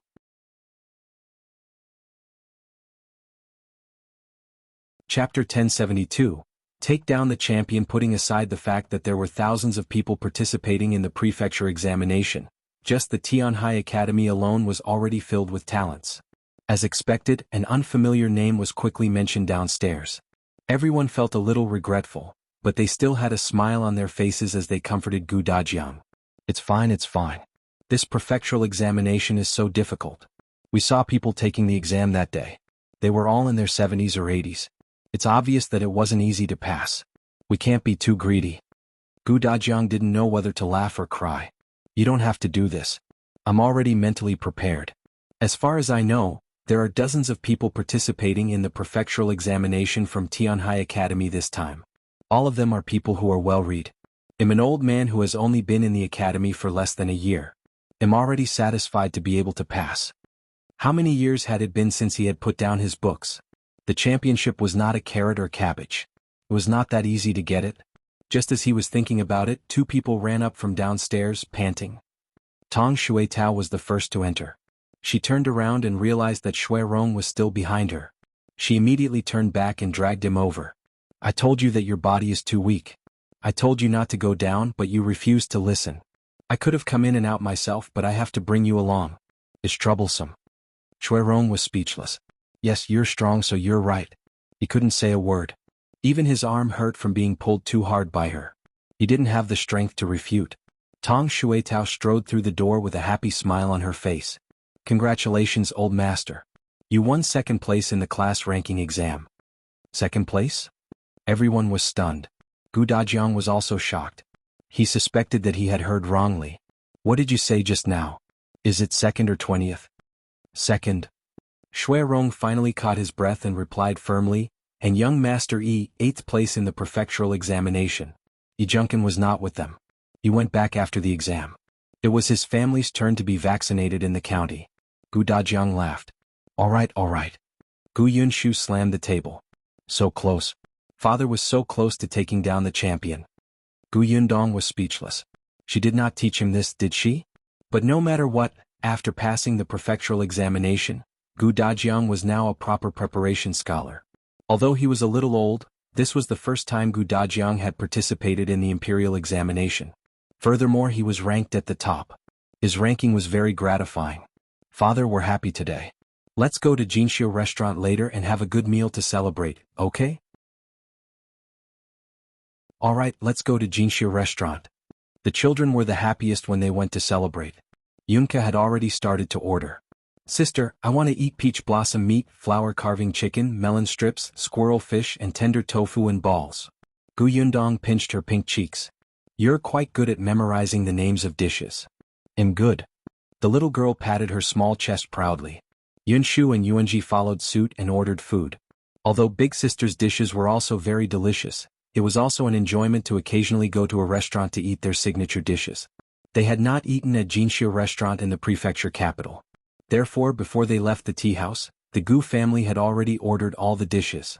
When they went downstairs, the group of people looked at the bustling street and quickly walked towards the main road. The carriage was parked in a spacious place. They got into the carriage and quickly rushed to their destination.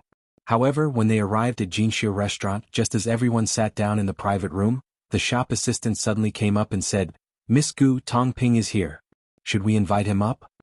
If you find any errors, ads pop up, ads redirect, broken links, non-standard content, etc., please let us know reports so we can fix it as soon as possible.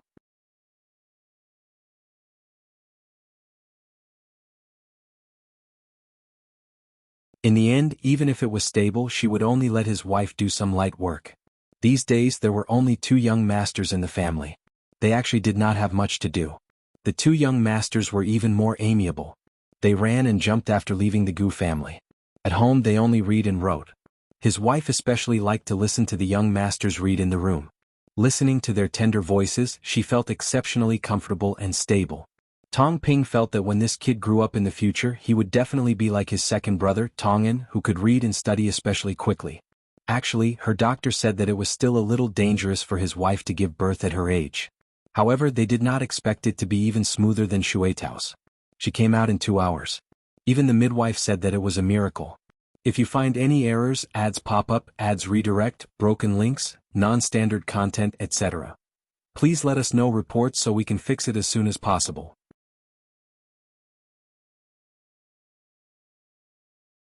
Chapter 1074. Bestowing a name. Tongping's emotions surged and he couldn't help but say, the child has just been born and doesn't even have a name. I just want to ask old master to give the child a name. I wonder if it's possible? Gu Dajiang was very happy. You want me to name him? Of course. Back then, I was the one who named Yundong and the others. Thank you, master. Gu Dajiang lowered her eyes and fell into deep thought. He tapped his fingers on the table. The elder sister's name is Shuetao, and the younger brother's name can be Yuzhu. One is water and the other is wood. They grow together. Bamboo also represents tenacious life force, and it also means blessings for peace and prosperity. I hope this child is safe and happy.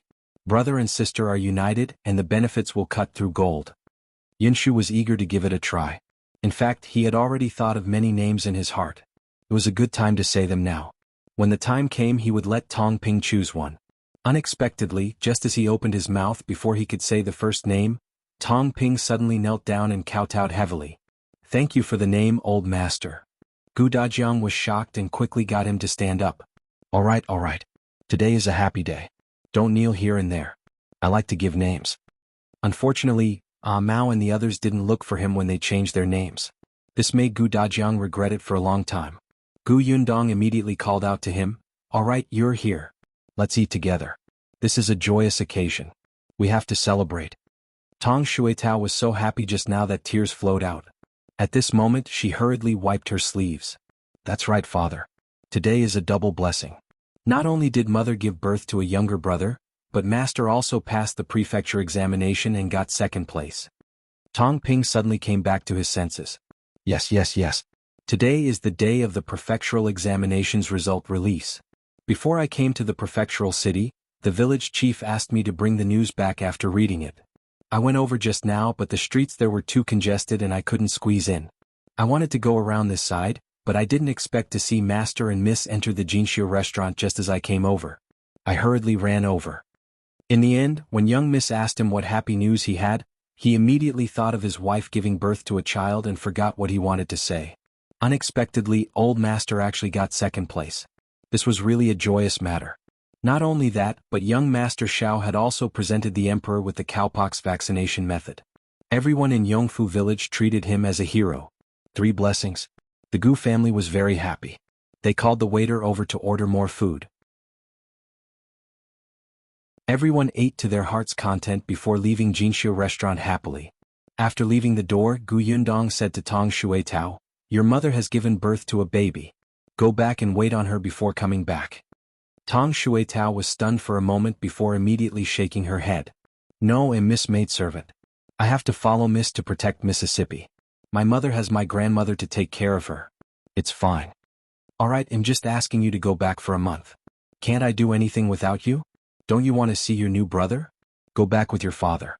Your grandmother is too old to take care of the family and your mother. She can't handle it." Tong Shuitao thought about it and agreed. Her mother would definitely not be able to work right after the childbirth. Her grandmother had to take care of her mother, and the Gu family's house and backyard had to be cleaned up. In addition, the two young masters had to return to Yongfu village in a few days. At that time, her grandmother would indeed be too busy alone. She was strong. One person could match two people. It was still very useful. If you find any errors, ads pop up, ads redirect, broken links, non-standard content, etc., please let us know reports so we can fix it as soon as possible.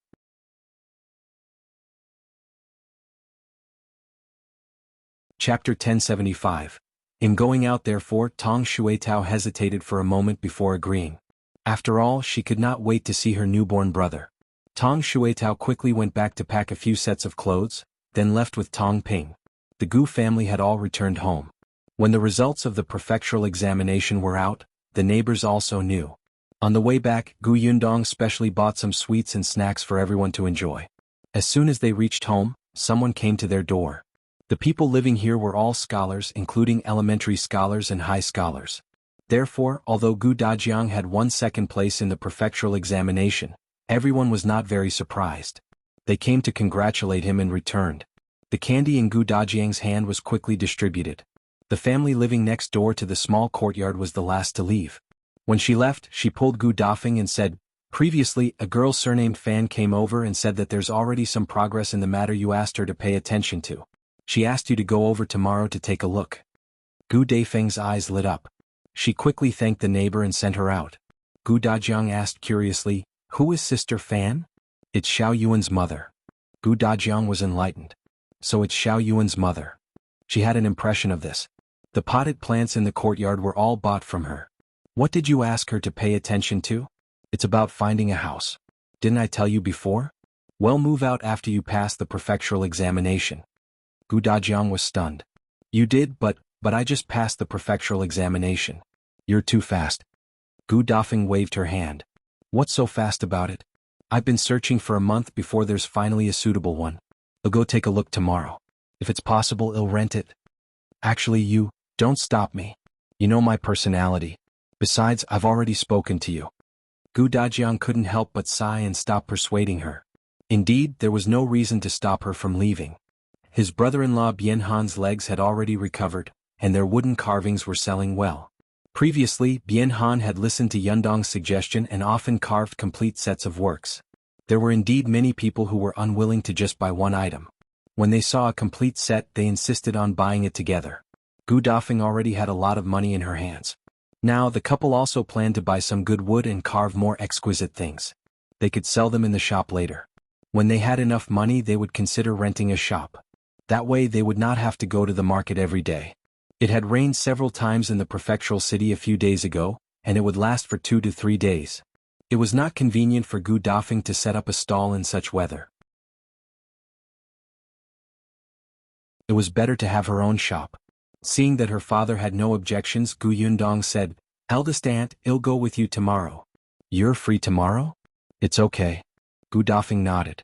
"Coincidentally, I heard that the local tyrants at Xingtao Street are afraid of you. With you around, I can avoid a lot of trouble." The children immediately raised their hands. "We're going too. Don't follow me. It's not like we need so many people for a gang fight. You can go after we rent the house." Gu Dafeng rejected them mercilessly. The children pouted in disappointment. They turned around angrily and ran into the house, muttering something. Shao Qingyuan, who had been silent all this while, narrowed his eyes slightly. He clenched his fists and suddenly said to Gu Yundong, "I'm going out for a while. If you find any errors, ads pop up, ads redirect, broken links, non-standard content, etc., Please let us know reports so we can fix it as soon as possible.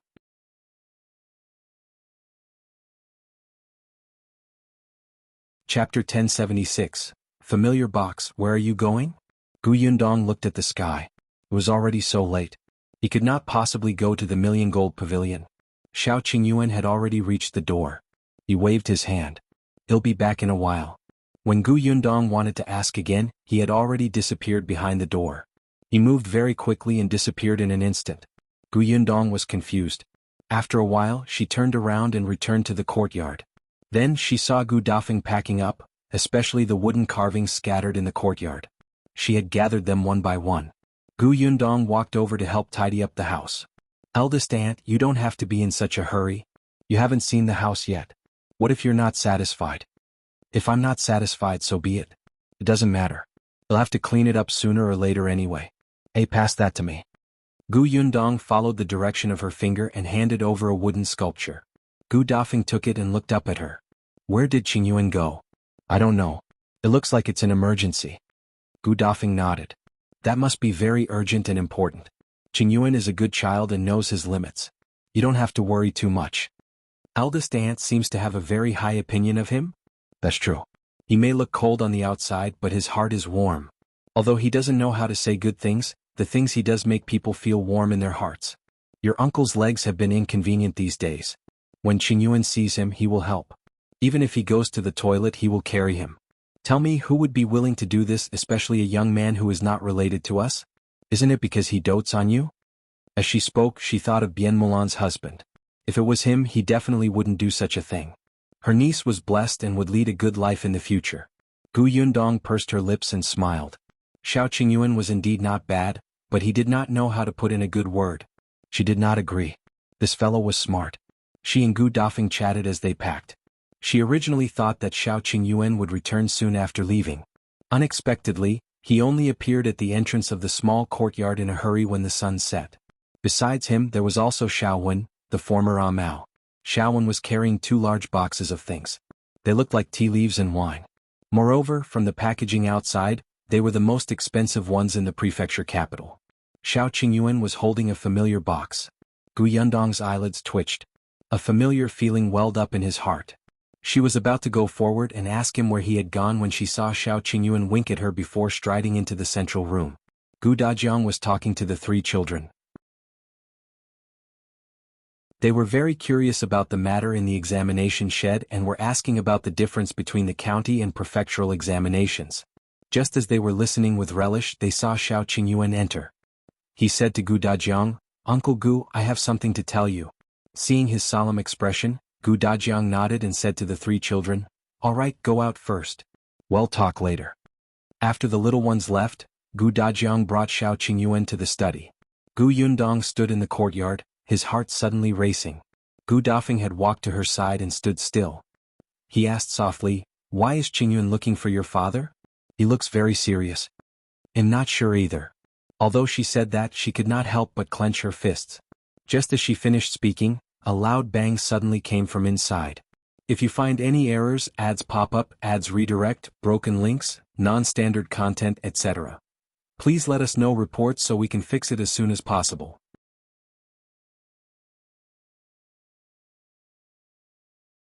Chapter 1077. Dajiang shut up with a bang. It sounded like a stool was suddenly knocked to the ground. Everyone in the courtyard turned around in shock. Yundong was about to walk in when the door of the study was suddenly opened. Qingyuan and Shaoquan were pushed out. Dajiang's face flushed red as he pointed at him with a trembling finger. Just get the hell out of here right now.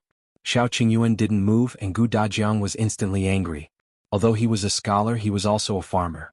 He was so angry that he cursed on the spot. I told you to leave, did you hear that? I was happy when I just passed the prefectural examination, but you came over immediately to pour cold water on me, right? Wedding? Why don't you take a look at how old Yundong is? Can't wait to get the cabbage? Let me tell you, no way. Wait for another 2 years, no 3 years? Dajiang, shut up. Another voice suddenly sounded in the courtyard. Dajiang instantly stopped talking and looked up at the exasperated Dafeng. Dafeng rolled up her sleeves and strode over. She looked at Qingyuan, who was standing at the door without saying a word but looked a little aggrieved and stubborn. She immediately said gently, Qingyuan, go and rest for a while. We'll talk to him. Don't worry. Then she turned around and looked at Gu Dajiang with a livid expression. She pushed Gu Dajiang into the room and closed the door with a bang. Immediately after, Gu Daifeng's resentful voice sounded. Enough. Is there a father like you? Yundong and Qingyuan were engaged a long time ago. Didn't you agree to? Now that you're married, you're still making things difficult for her. What? Are you afraid that your daughter's life will be too good in the future? No. Sister Yundong is still young. Gu Dajiang wasn't that confident when facing his sister. What do you mean young? She's already an adult. She's a big girl. Gu Dafeng snorted. If you still want to keep her for 2 to 3 years, you might as well keep her until she's in her 70s or 80s. Gu Dafeng glared at him again, then sighed and sat beside him. She said earnestly, I know you dote on Yundong and can't bear to part with her, but you can't keep her forever. It's rare for Yundong and Qingyuan to have a good relationship. As she spoke, she suddenly suppressed her voice and said softly, moreover, you have to think about it. Qingyuan is different from before. In the past, he had no parents and lived in a dilapidated house. He couldn't even eat alone. In addition, his reputation in the village was not good, so he didn't get married for a long time. But now he has been to the capital, met the emperor, treated the prince's illness and has good skills. He's tall and handsome and has several shops. Do you know how many people are watching him now? When I was at the market last time, I heard many people talking about him. Even many wealthy families in the city liked him and wanted him to be their son-in-law. It's rare that he's unmoved and only wants to be with Yundong. Let me tell you, if you stop him again, he might be intercepted. Gu Dajiang frowned and sneered. So be it. Our Yundong is so outstanding. Should I be afraid that she won't be able to find a good husband? Gu Dafeng was so angry that she slapped him on the back. But Yundong likes Qingyuan. So what if you find a good husband? Do you still want to be that muddle-headed worm that breaks up the lovebirds and make them both unhappy? If you find any errors, ads pop up, ads redirect, broken links, non-standard content, etc., please let us know reports so we can fix it as soon as possible.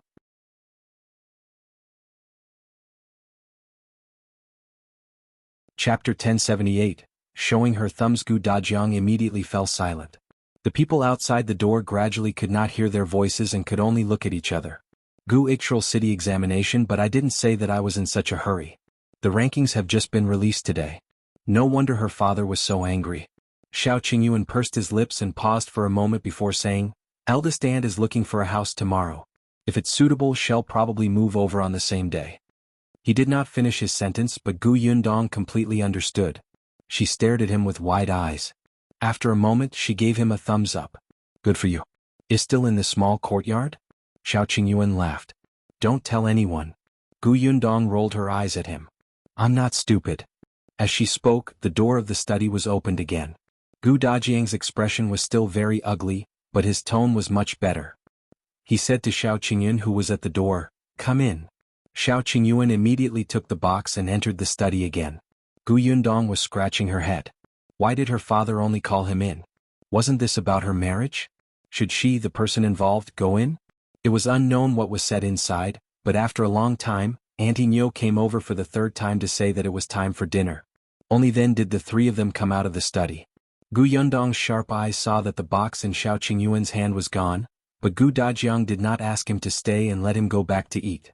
In front of Gu Dajiang, Shao Qingyuan couldn't say much to Gu Yundong. He gestured at her and left the small courtyard with Xiaowan.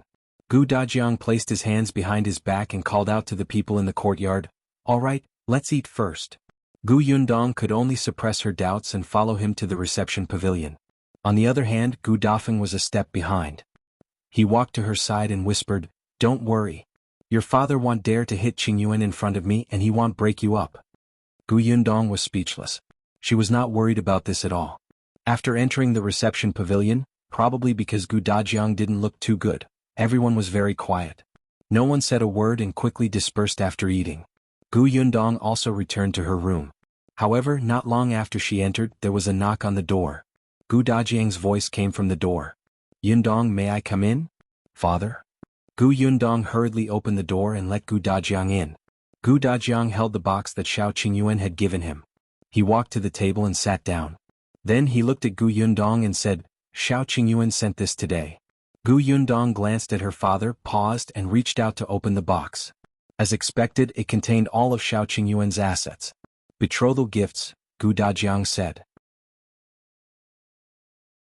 He's offered the 2 shops and the house in Yongfu village. He said that he had already given you the contract for the manor outside the city, right? Gu Yundong nodded. Looking at the box in front of her, she felt her hands become extremely heavy and hot. Gu Dajiao part with you. If you find any errors, ads pop up, ads redirect, broken links, non-standard content, etc. Please let us know reports so we can fix it as soon as possible.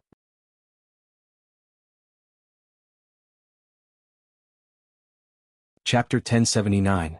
Dowry. As Gu Dajiang spoke, his mood sank slightly. You're my first child. Back then, when your mother gave birth to you, it was difficult for her to give birth. The doctor said that she would never be able to give birth again. At that time, your mother and I thought that you were our only daughter. We wished we could give you everything. Among the 3 children, Gu Dajiang had always had the deepest feelings for Gu Yundong. I still remember when you were just born. You were a little ball. I didn't expect you to get married in the blink of an eye. I felt like I was in a dream. It's unreal. I'm not capable. I didn't give you a good life when I was in the old Gu family. Now in Yongfu village, you're the one who let the Gu family live a good life. Now that I'm already a preparation scholar, I'll become an elementary scholar in August. I can more or less protect you. I just thought that when I get the titles, my status will be different. I can still shelter you from the wind and rain for a year or 2. I didn't expect that kid to be so impatient. Gu Dajiang couldn't help but lower his head and wipe the corners of his eyes. Gu Yundong's heart ached at his words. She felt both suffocated and warm. She knew that her father had been trying very hard to support this family, so he had worked very hard. He had won the championship in the county examination and 2nd place in the prefectural examination. He wanted to obtain a title as soon as possible and shield her from the wind and rain. Gu Yundong had always known that her father wrote letters, copied books, and drew drawings to earn money. He also worked hard to promote candy in the academy. He was silently supporting his daughter in his own way. Although there were people in the academy who criticized him for being a greedy scholar, Gu Dajiang didn't care. He only cared that as a father he still needed his daughter to work so hard to support him in his studies. He wanted to share some of the burden even if it was insignificant. He wanted to help Yundong more, but Shao Qingyuan cut him off. This was what Gu Dajiang disliked about him. Gu Yundong slowly took a deep breath and suppressed the tears in her eyes. She smiled and said, "Father, even if Brother Shao and I get married, you can continue to shelter me from the wind and rain. I'm still your daughter. If outsiders bully me, I'll tell them that my father is Gu Dajiang. He's now an elementary scholar, a high scholar in 3 years, and an honorable scholar in the future." Gu Dajiang was amused by her. "You sure have confidence in me." "Of course." Gu Dajiang nodded at her before continuing, "He'll get someone to calculate the date of your wedding tomorrow. We definitely have to choose a good day. As for your dowry, I can't take out anything else. The few shops and the workshop in the village are your dowry. As for the house in Yongfu village, the small courtyard now, and the few hundred acres of orchard, you directly registered it under my name back then. Consider that I've bought them from you. I'll pay you when I have money in the future." Gu Yundong frowned. "Father, what are you saying? How can I? You don't understand. Women only have confidence when they have dowry." Gu Dajiang bluffed. "It's settled then. As a father, I'm not that shameless to take my daughter's things for myself." Gu Yundong stood up. "How can you call this taking things for yourself? You raised me up. Isn't it my duty to be filial to you? Even so, you don't have to do so much for me. If I take it from me, you'll feel guilty. If you find any errors, ads pop up, ads redirect, broken links, non-standard content, etc. Please let us know reports so we can fix it as soon as possible."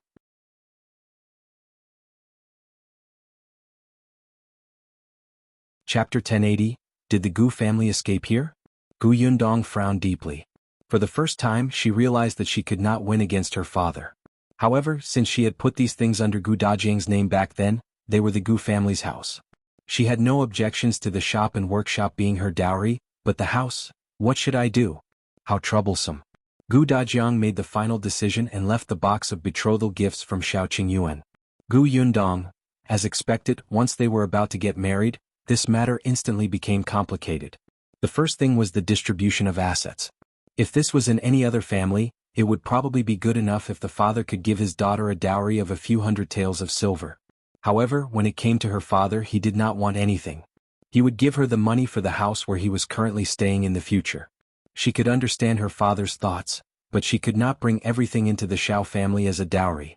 This matter had to be discussed again. Not many people in the Gu family slept well that night. However, the next day Gu Dafeng still woke up early. Gu Yundong had agreed to accompany her to look at the house. Not many people went. Besides her and Gu Dafeng, there were also Bian Han and Shui Rong.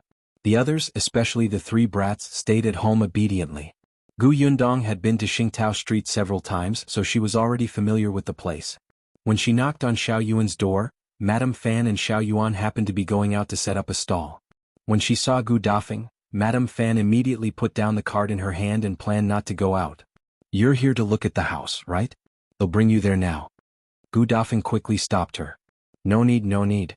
Just tell us where the owner is. It's a rare good day today. Don't delay your business. We'll go over ourselves." Gu Yundong also said, "That's right. Mrs. Fan, you should be busy. We're all adults now. We can find the place by ourselves." "How can that be? We agreed that I would bring you there. How can I leave you behind?" Just as she finished speaking, a head suddenly popped in from outside. When she saw the person inside, she immediately exclaimed, "Boss? Why are you here?" Gu Yundong turned around. "Wasn't this Su Qing? You're off today?" "Yes, it's my turn to rest. I heard some movements here, so I came over to take a look." The Su family lived next door, which was very close. Xiao Yuan was on good terms with her, so she immediately explained everything in detail. Su Qing nodded in understanding. "I know where the owner is. Mrs. Fan, go ahead. They'll bring the boss and the rest over." "You do?" Su Qing nodded with certainty. Madame Fan was relieved. Only then did she bring Xiao Yuan out of the courtyard and go to the market to set up a stall. Su Qing went home and informed Mother Su. Mother Su found it strange. Boss Gus Aunt is looking for a house? Why is she here? Could it be that her aunt's family isn't well off? One had to know that the rent of the houses here was cheap, but this place was not very peaceful. Just the local tyrant alone was a headache. Su Qing said, "I heard that after the boss aunt fled to the Xuanhe Prefecture 2 years ago, she was lost. She just reunited with the boss last year. Her family should be in trouble." Escape. Mother Su was surprised. Her aunt escaped from the Yongning Prefecture? That's right. Didn't I tell you? The boss also fled here. That's why I especially admire her. With that, Su Qing hurriedly ran out of the door. Mother Su muttered, "She's indeed admirable. She just escaped from the famine 2 years ago. Now there's actually such a big... Wait, she escaped from the famine? If you find any errors, ads pop up, ads redirect, broken links, non-standard content, etc. Please let us know reports so we can fix it as soon as possible."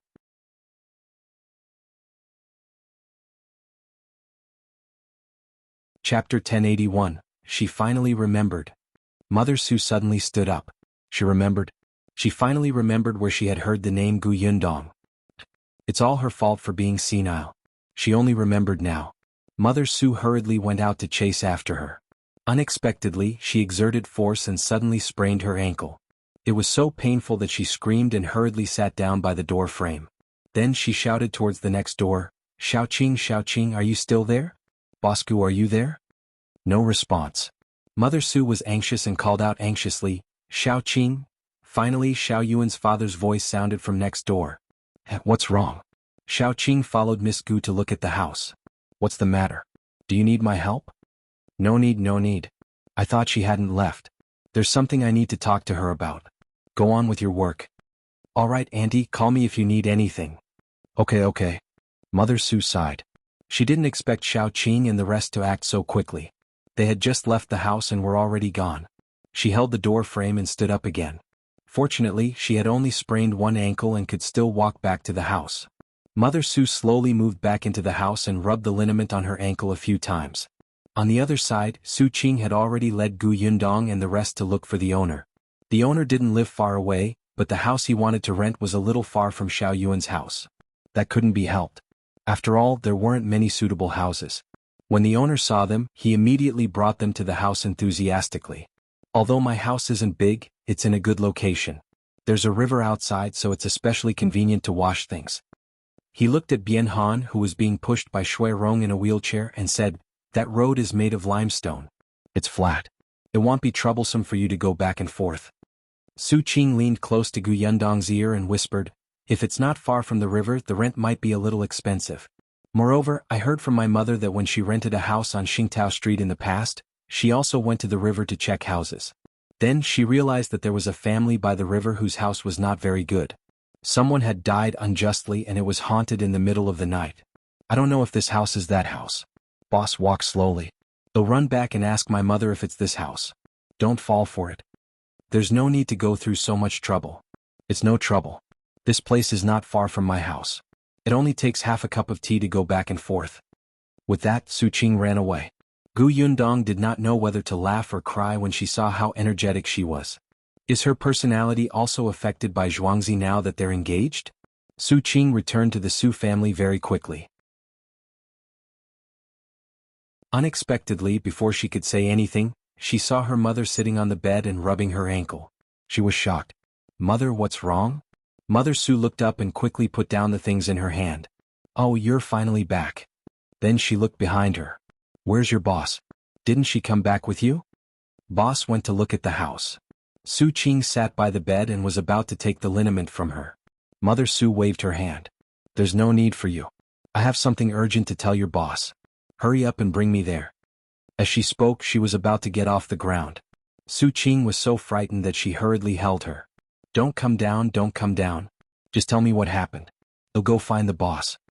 "Sai, I can't explain it clearly to you in a few sentences." "Mother, don't be anxious. I'll go find the boss now. Sit down and don't move." With that, Su Qing ran out again. When she reached the door, she suddenly remembered why she came back. If you find any errors, ads pop up, ads redirect, broken links, non-standard content, etc., please let us know reports so we can fix it as soon as possible.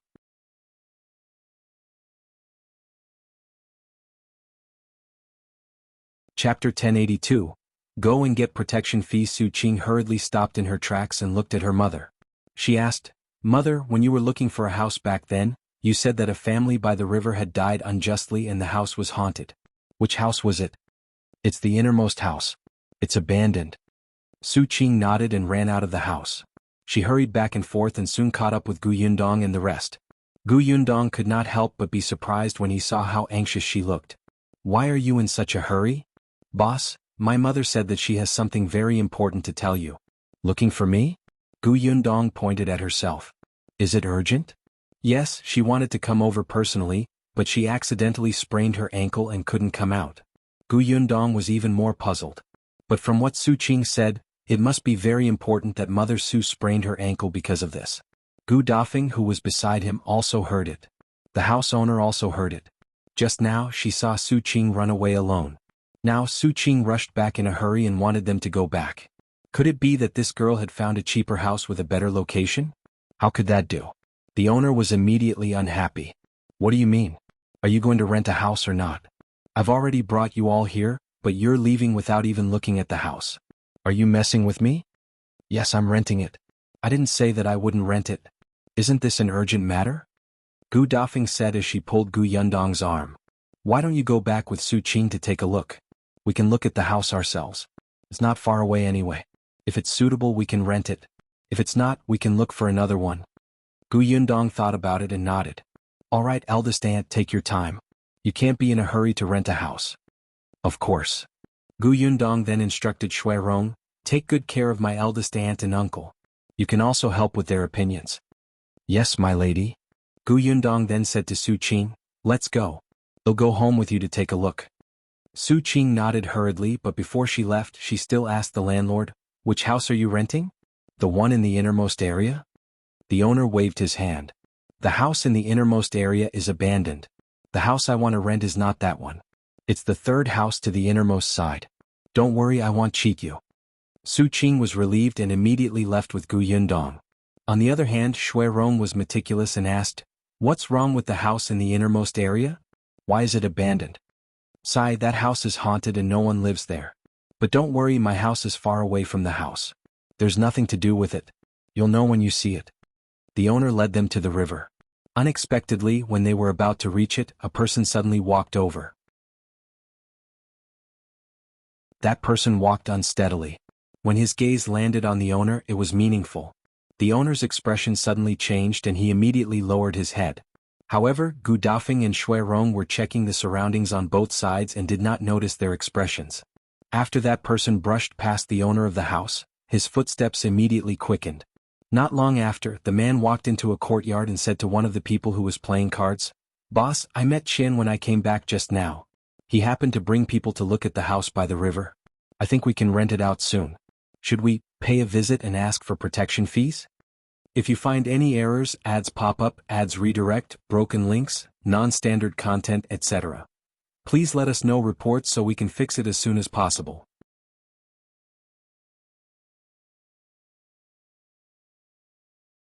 Chapter 1083.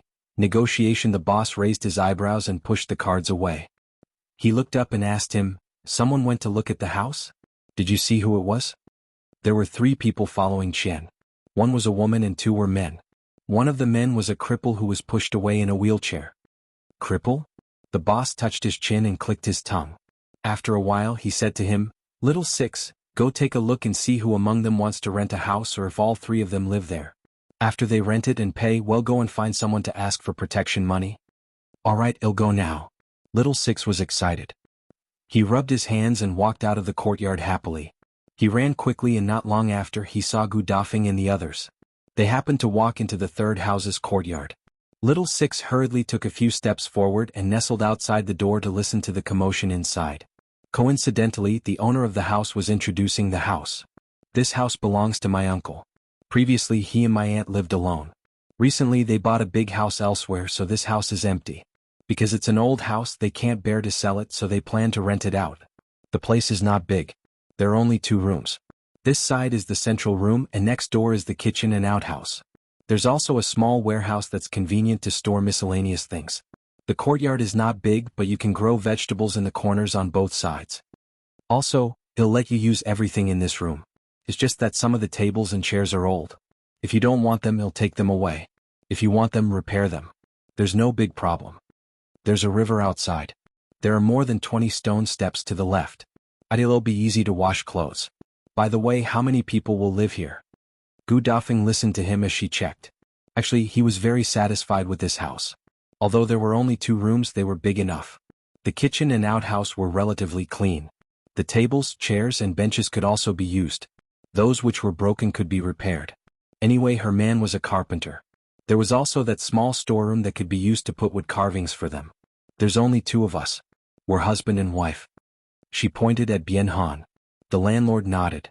"It's enough for 2 people to live in. It's not expensive. The rent for this house is only 1.2 taels a month. How about it? Are you considering renting it?"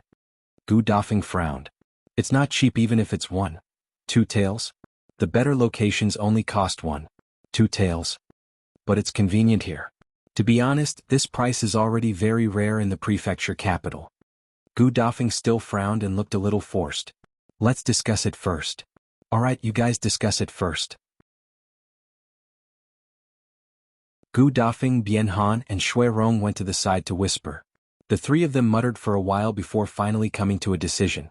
If the other party was willing to give a discount, they would rent it. Gu Dafeng bargained with the landlord for a tael of silver a month before renting the house. The owner of the house was also afraid of trouble. He had seen Little Six just now. When Little Six saw him, he smiled slyly. He was probably going to cause trouble, so let the rent be less. Just rent it out first. The 2 sides quickly finalized all the matters and wrote the lease. The rent here was paid once a month and there was a tael of silver as a deposit. The lease period was at least half a year. After receiving the money, the owner finally heaved a sigh of relief. At the door, Little Six also threw the last peanut in his hand into his mouth and quickly got up to run. "If you find any errors, ads pop up, ads redirect, broken links, non-standard content, etc. Please let us know reports so we can fix it as soon as possible."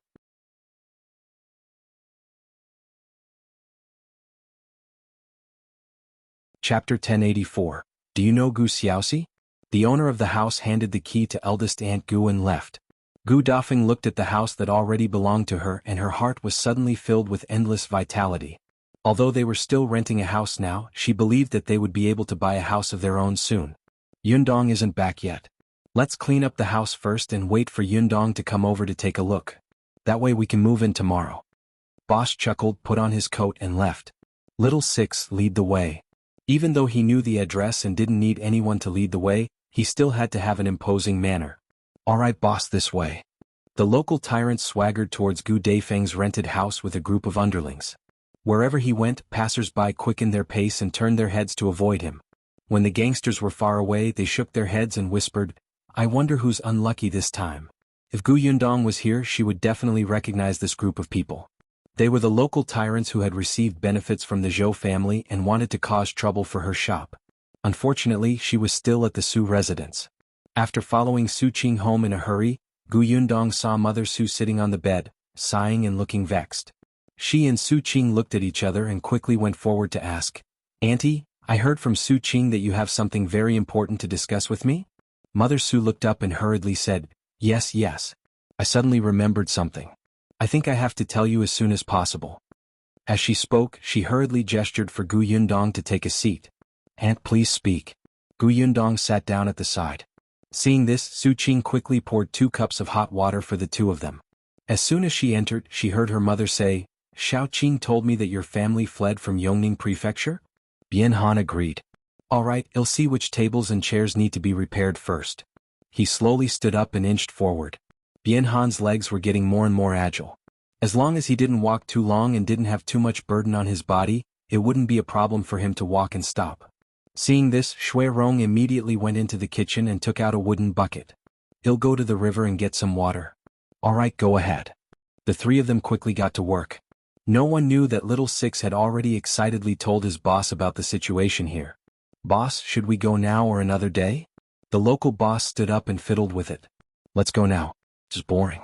Let's take care of our new neighbors in case they don't know the rules of this street."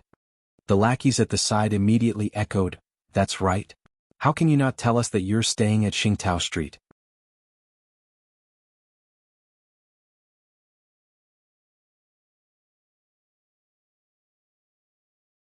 Chapter 1085.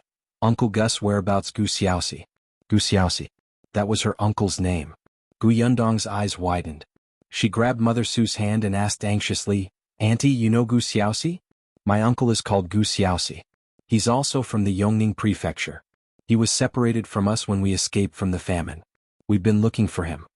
As Gu Yundong spoke, she suddenly thought of something and hurriedly took out Gu Xiaoxi's portrait from her space. "Auntie, look. Is this the person you saw?" Su Qing was surprised. Her boss had really put in a lot of effort to find her family. She even brought a portrait with her. However, Mother Su looked at the portrait and frowned slightly. She shook her head and said, "I don't know." Gu Yundong was stunned. "You don't know?" "The Gu Xiaoxi I saw back then was bruised and swollen. He was also very thin, as if he would collapse if the wind blew. He doesn't look like this portrait." Mother Su had seen this portrait before. It was pasted on the notice wall every day, but she had never seen it again after seeing it once. Firstly, she did not know the person on it. Secondly, she was not very literate and did not know what the words on the portrait meant.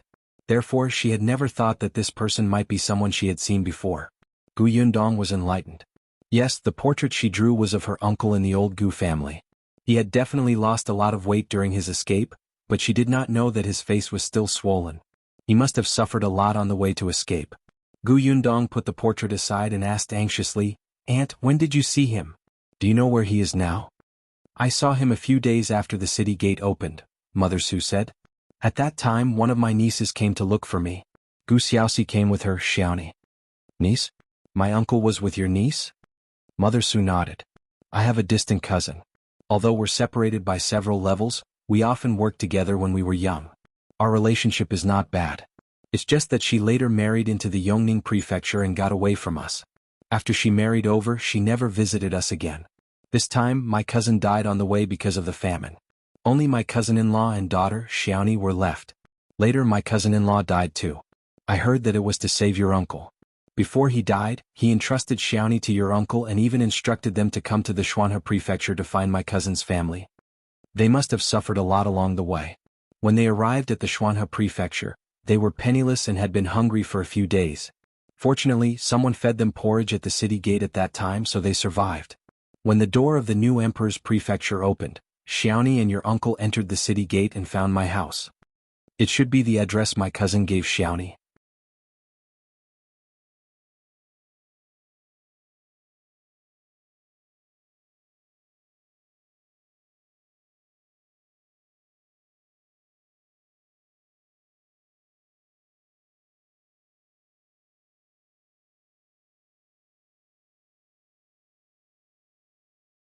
The monthly rent is 1 tael of silver. It's quite cheap, right? Gu Dafeng frowned and looked at them. She suddenly understood. Are you the local tyrants of Qingtao Street? Yes, he had long heard that there was a gang of local tyrants on this street. The boss raised his eyebrows. Oh, you've heard of us? That makes things easier. With a wave of his hand, a lackey brought a stool and placed it behind him. Boss sat down leisurely. As for me, I won't waste my breath. Do you know why your rent is so cheap? Is it because of you? That's right, it's because of me. All the neighbors who live here know that this area is not safe. We often encounter theft. We are here to prevent such things from happening.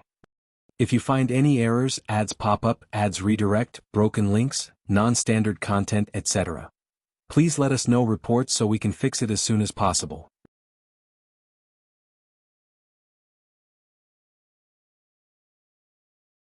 Chapter 1088. Were reasonable people. Gu Dafeng and Shui Rong looked at each other and gripped the things in their hands even tighter. She turned around and said to Bian Han, "Stay further away later in case I hurt you." Bian Han also knew his own situation. Now was not the time to show off, so he nodded and whispered, "Be careful and try to stall for time until Yundong comes. Didn't they say that the local tyrant here is afraid of her? Let's use Yundong's name to scare them." Gu Dafeng thought for a moment. "But I don't think they're very smart. I'm afraid they won't believe me." As they spoke, the local boss was already impatient. "What? What are you discussing? Let me tell you, it's useless no matter what you say. Anyway, you have to pay the protection fees. Don't say that you have a backer. If you have a backer, you won't come to Qingtao Street to rent a house. You won't have to bargain with the owner for just 0.2 taels of silver." Gu Dafeng, who was about to say that she had a backer, was speechless. "How could I accept this? Can't I rely on myself and be thrifty?" The boss continued, "I don't want much either. How about 1 tael of silver a month?" Gu Dafeng gasped. 1 tael of silver? Why don't you rob? Their rent was only 1 tael of silver, okay? We're all reasonable people. Why would we rob? That's the work of bandits. Don't say that I tricked you. You can ask around. The rent in the nearby streets and alleys is more than 2 taels of silver. This is the prefectural city. This Qingtao Street is not remote. The owner rented it for 1 tael of silver to you because he knew that you had to give us another tael of silver to protect you, right?" Little Six and the other lackeys cheered from behind. "Yes, boss is right. If you don't believe me, you can ask the people nearby if we're doing a good deed." Gu Dafeng and the other two were speechless. However, at this moment, a neighbor who was watching the commotion outside said, Yes, just give it to him. He'll be at peace after giving it to you. If you don't give it to me, you'll lose things in the future. Your things will also break. You rented this house for 1 tael of silver? That's really a huge bargain. It's reasonable to give 1 tael of silver to buy peace." Gu Dafeng and the other two were so angry that they almost fell to the ground. What kind of bargain was this? What did he mean by taking advantage? He actually believed the words of a local bully. He was simply crazy. Of course, there were also different voices. "You can't say that. This courtyard is not big. 1 tael of silver is not a small amount. If you give them another tael, they will lose." Before he could finish speaking, a few local tyrants turned their heads in unison and sneered at him. The person who spoke turned pale. He quickly lowered his head and silently dodged to the back. There were also others who agreed with this point of view. At this moment, they did not dare to speak. These local tyrants said that they had collected protection money to protect them, but in fact they had not done anything at all. They just did not steal. They did whatever they wanted. If someone accidentally bumped into them on the way, they would still beat them up. The boss finally lost his patience. He suddenly stood up and kicked the chair behind him away. He said to Gu Dafeng and the others, "Hurry up. I still have to go back and push the carts. If you waste my time again, do you believe that I won't be able to sleep peacefully in the future? If you find any errors, ads pop up, ads redirect, broken links, non-standard content, etc., please let us know reports so we can fix it as soon as possible."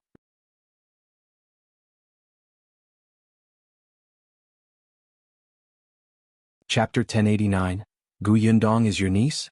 Gu Yundong had just walked to the door when she heard this familiar and arrogant voice. She frowned slightly and looked up at the people outside the third house. After taking a few steps forward, Gu Yundong pushed aside the crowd of onlookers and immediately saw a group of familiar local tyrants. The corners of her mouth twitched, as expected of the local tyrants of Xingtao Street. She had just arrived at this unfamiliar place, but he was already here to extort money. Gu Dafeng, who was in the courtyard, had yet to see her. Her temper was not weak to begin with. When she heard the threat of this local tyrant, she immediately placed the bench in front of her chest and said angrily, "You're quite capable.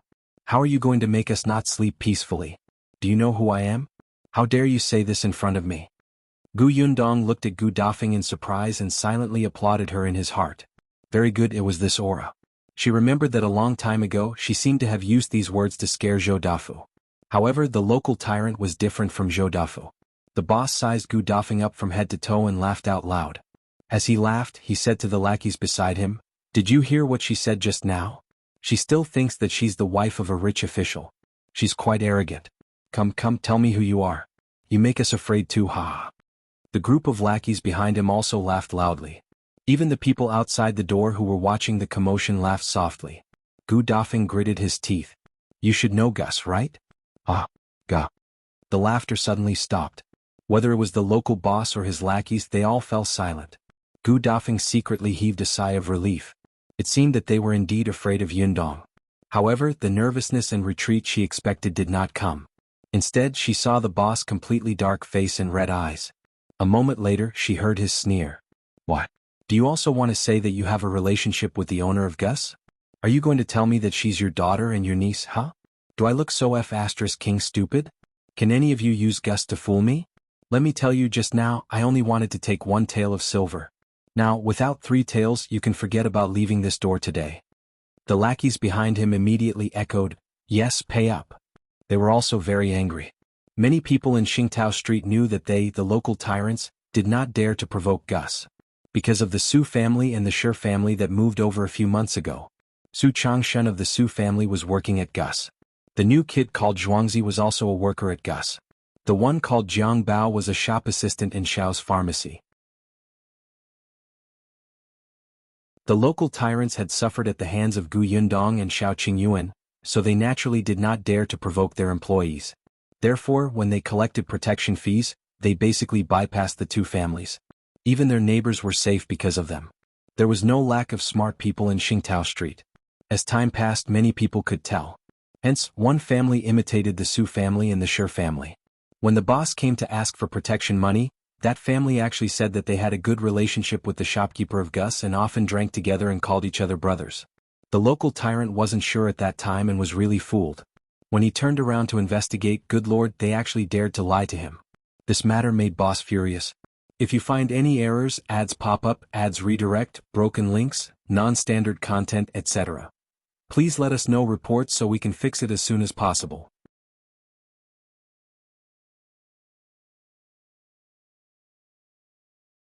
Chapter 1090, Boss Gu, you've heard wrong now. There was actually another family that used the name of Gus to bluff and scare them. Moreover, they were new. The local tyrants were afraid of Shao Qingyuan and Gu Yundong, but that did not mean that they were easy to bully. Hence, the boss picked up the chair behind him and was about to smash it on the ground. "Do you really King think we're easy to talk to? Stop."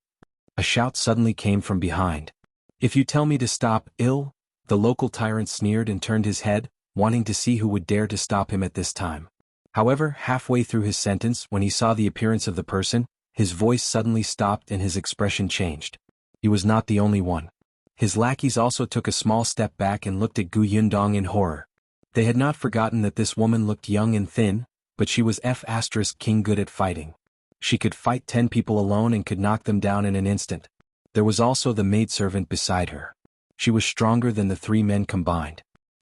That servant girl didn't come today. Fortunately, she didn't come. Gu Yundong smiled and walked to the eldest son's side. She looked up at the bench that he was still holding and said, "Do you want to put it down first? If it's accidentally broken later, you'll have to pay 10 times the price." Boss was stunned. Little Six, who was beside him, was quick-witted. He quickly went forward to take the stool and carefully placed it on the ground. Gu Yundong nodded in satisfaction and looked at Little Six with admiration. Little Six could not help but puff out his chest, feeling a ray of light above his head. Gu Yundong then walked to Gu Daifeng's side. Eldest aunt, how's the house? Have you rented it? Yes, it's rented. We all think it's not bad. Gu Yundong nodded. Since it's not bad, let's stay here for now. If you think it's too small in the future, we can change it. As she spoke, she turned to look at the group of local tyrants who were already stunned. What did they just hear? Eldest aunt? Gus boss called this woman eldest aunt? The lackeys looked at their boss silently. Their boss was so amazing. He could even guess this. The boss, however, felt bitter. He had just said it casually, but who knew that his words would come true? Gu Yundong was really her niece. Was there something wrong? Her niece's family was so rich. Why did they come to Xingtao Street to rent a house? Was there water in their brains? The group of people was so shocked that they couldn't recover. It was Gu Yundong's voice that pulled them back. I heard you say just now that you want to make my eldest aunt suffer? No. Absolutely not. You heard wrongly. The boss immediately shook his head as if he was about to throw his head off. The other lackeys shook even more fiercely. The onlookers outside the door were shocked. Did these people have any integrity? They actually denied it so quickly and thoroughly. Who was this young lady? These local tyrants seemed to be afraid of her. They were even more afraid than when they saw the government officials. Gu Yundong frowned. Did I hear wrongly? Then why did you raise the stool just now? I was practicing arm strength. Yes, I suddenly feel that the weight of this stool is just right. It's suitable for arm strength. The lackey at the side echoed, yes, yes, yes. Boss Gu, you know that our boss right hand is not very strong. You know that. Boss Gu? The people at the door widened their eyes. If you find any errors, ads pop up, ads redirect, broken links, non-standard content, etc. Please let us know reports so we can fix it as soon as possible.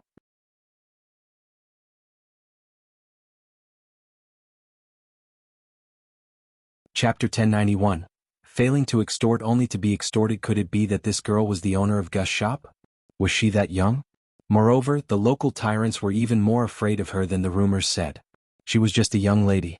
Could it be that they could not deal with her with so many people? The voices outside the courtyard rose and fell, and everyone started whispering. Some people's voices accidentally became louder and could even reach the ears of the boss. The boss snorted coldly in his heart. What did you people know? Although this girl looked young, she was very sinister.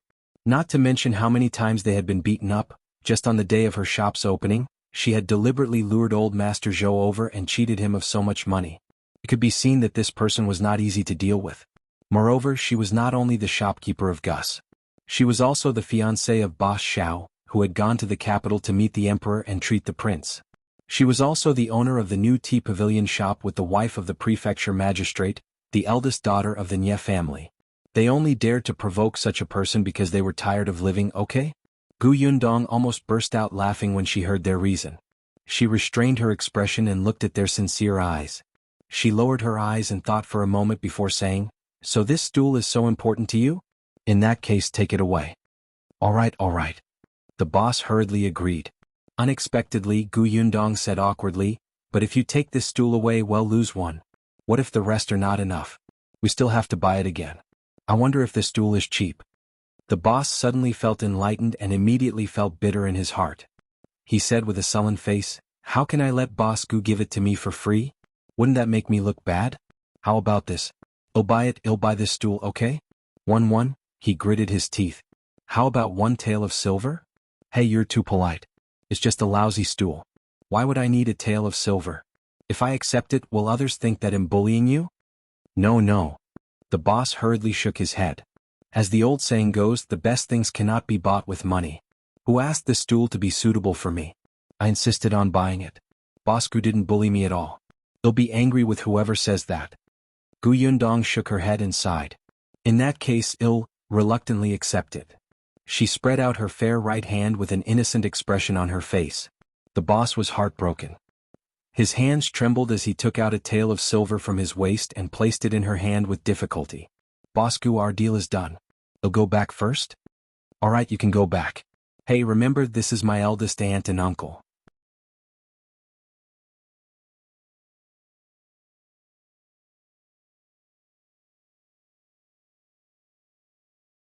Chapter 1092. Eldest Aunt, Uncle has been found. Gu Dafeng didn't decline. She put down the stool in her hand and said with a smile, "Fortunately, you came early. These local tyrants are too evil.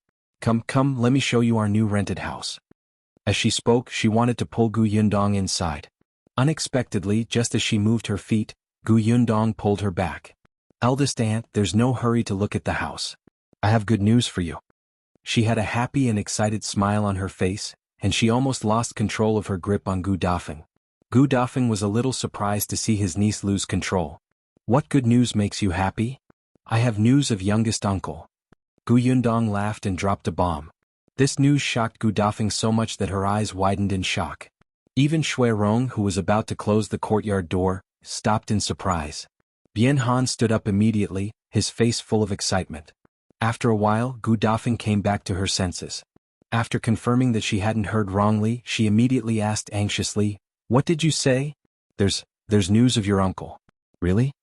"It's true. I know where he lives. Let's go home first and tell my father the good news. Then we'll bring uncle back to reunite with his family." Gu Dafeng nodded repeatedly. Yes. Let's go back first." She could not be bothered to ask about Gu Xiaoxi's current situation and where Gu Yundong had gotten the news. All these were no longer important. Anyway, she had news of her younger brother and they would be able to meet soon. That was enough. Gu Dafeng turned around and pushed Bian Han's wheelchair, asking him to sit down quickly and go home first. However, when they reached the door, they realized that the people who had been watching the commotion had not left. They looked at this group of people curiously. Most of their gazes were focused on Gu Yundong. They were both curious and nervous about this little girl. However, they were different from those local tyrants. Without experiencing Gu Yundong's methods, they were not scared. Shui Rong frowned and said to the onlookers, make way first. We're going out." All of them moved slightly to the side, but the distance was still not enough for the wheelchair to pass. Gu Yundong frowned and said coldly, "Move aside." Her face darkened. She still had some dignity. Everyone hurriedly retreated and let her walk out. Shui Rong locked the door and the group left in a hurry. Gu Yundong turned to look at these people and secretly shook her head. She had heard many onlookers persuade Gu Dafeng to pay the protection fee. The local tyrant of Xingtao Street was also a rare feature of this place. Gu Yundong had asked around before. Why didn't the bailiffs come to deal with this group of people? It couldn't be that no one reported it to the authorities, right? Of course there were people who reported it, but not many. Some bailiffs came to catch the local tyrants a few times, but they were quickly released. The reason was that the people in Xingtao Street were not united. These local tyrants were very interesting. Every family paid protection fees, but for local residents they paid less. It was within their tolerance. In addition, they had always lived on this street. If they reported it to the officials, these local tyrants would take revenge later. Therefore they could only endure it. After all, the protection fee was not much. However, for outsiders who came to Xingtao Street to rent a house, the protection fee was much higher. For example, Eldest Aunt Gus' rent was 1 tael of silver. The gangsters would ask them to replenish the rest according to the market price. If you find any errors, ads pop up, ads redirect, broken links, non-standard content, etc., please let us know reports so we can fix it as soon as possible.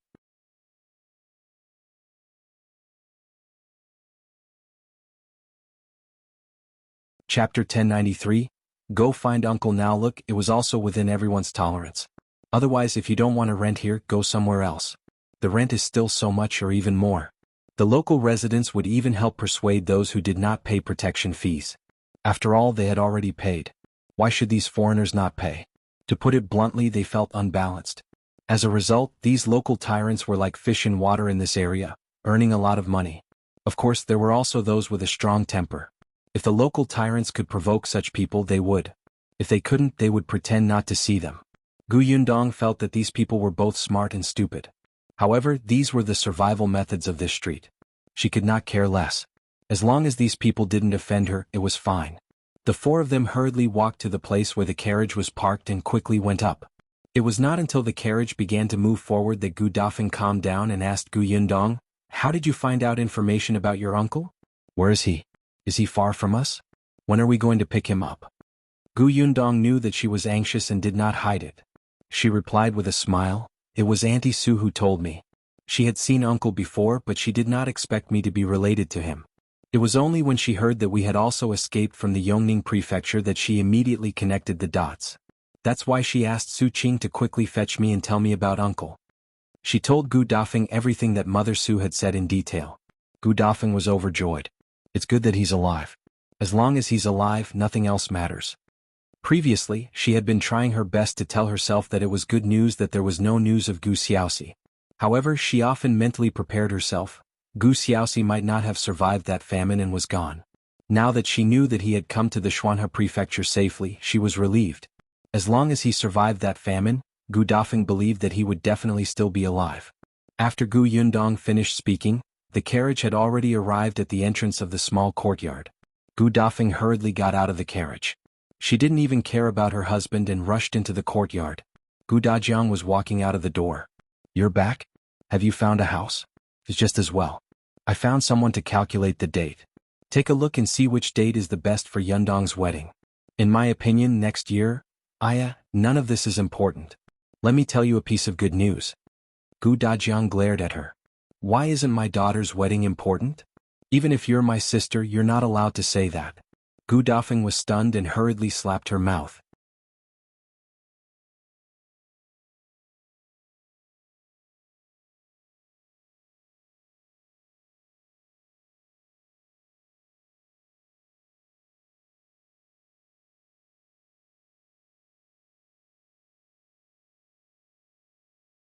Chapter 1095. Treating uncle badly. Eldest Aunt Gu felt that she had to go. How could she miss out on picking up her younger brother? Gu Dajiang felt that he was the eldest brother. Now that they had left the Gu family, he had the responsibility to take care of his younger brother and find him. Shao Qingyuan felt that he was about to become a member of the Gu family, so he naturally couldn't miss this opportunity to gain favor. Gu Yundong was speechless. What were these people doing? The few of them had different opinions. In the end, Gu Dafeng suddenly clapped his hands. Why don't we all go? Bring sister-in-law and the children and give me a surprise. Gu Yundong looked up at the sky. Eldest aunt, we're going to pick her up. The sooner the better. Won't it be a vacation if everyone goes there? Even the kids? Eldest aunt, what exactly are you thinking? Why don't Yundong and I go? We can speed up and shorten the journey, Shao Qingyuan suggested. Gu Dajiang immediately denied it. No, although you're about to get married, you're not married yet. What will happen if a man and woman go out alone? Besides, my daughter is a girl and has a delicate body. How can you speed up? She's not your daughter and you don't feel sorry for her, right? We're in a hurry to find her uncle, but we're not in such a hurry. Shao Qingyuan understood that his father-in-law was very resentful of him. But speaking of which, ever since Gu Dajiang returned, he had indeed never gone on a long trip with Yundong under their noses. At most, he would return to Feng County from the prefectural city, but that would only take a day. There was no problem of sleeping outside. When Gu Dajiang saw that he was silent, he knew that he must be feeling guilty. He snorted coldly and said, How about this? Sis, don't go. Brother-in-law hasn't recovered yet. Your house has just been rented and you still have to clean and move. It's rare for Yuanji to come to the prefectural city. Spend more time with him. Besides, it's a long journey to Heyuan County. It's too tiring. Gu Dafeng wanted to refute, but Gu Dajiang was right. It was mainly because she was old now. If she went, she might even drag her down. Father, you don't have to go either. Gu Yundong agreed with Shao Qingyuan. You still have to participate in the court examination in a few months. Studying at home is more important. Besides, you are indispensable at home. If we all go, who will take care of mother and brother and sister? Gu Dajiang frowned. That was true. He couldn't leave this family behind. He was worried. He couldn't help but glance at Shao Qingyuan. He didn't want the couple to go, but he couldn't let Yundong go alone. That would make him even more worried. Shao Qingyuan could go alone, but Xiaoxi didn't know him. What if he treated him as a bad person? Suddenly, his eyes lit up and he said in surprise, Qingyuan and I will go. Yundong, you'll stay at home. Yes, this was the best of both worlds. Yundong did not need to sleep in the open and she was the backbone of the family. He could rest assured that she was at home. Shao Qingyuan was speechless. No, I refuse. It was obvious what kind of hell it would be when he went out with his father-in-law. He thought quickly. After a moment, he frowned and said with a troubled expression, I'm fine with it, but what? Could it be that this guy would suffer if he went with Gu Dajiang? Gu Dajiang was a preparation scholar with arms and legs. He was very strong and didn't need him to serve him. What was there to be unhappy about? But I don't think it's good for uncle. Gu Dajiang frowned. What do you mean? If you find any errors, ads pop up, ads redirect, broken links, non-standard content, etc. Please let us know reports so we can fix it as soon as possible.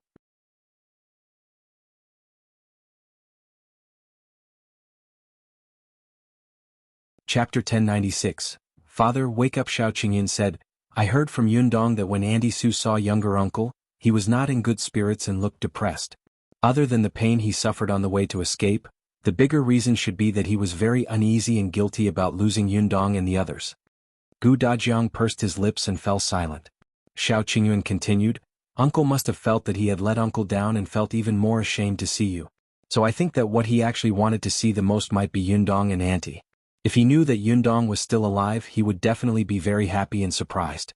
Hence, Yundong's visit will be the greatest comfort for Uncle. If Uncle goes, younger Uncle will probably feel pain and discomfort the moment he sees you. He will feel sorry for you. He will be worried that you will blame him and find him to settle scores with him. He will ask him about Auntie and the others' whereabouts. At that time he will probably want to die to apologize. Gu Daifeng's heart skipped a beat when she heard that. She quickly pulled Gu Dajiang back and said, Yes. Qingyuan makes sense. It's best if you don't go. Otherwise, what if you scare him and make him apologize with his life? Gu Dajiang was speechless. Couldn't he explain? Was his mouth in vain? Shao Qingyuan said, Of course we can also explain. Tell him that Yundong and the others are safe and sound so that he doesn't have to blame himself. But Uncle will think that we're comforting him. Before he sees the others, he will definitely be in a panic and disbelief.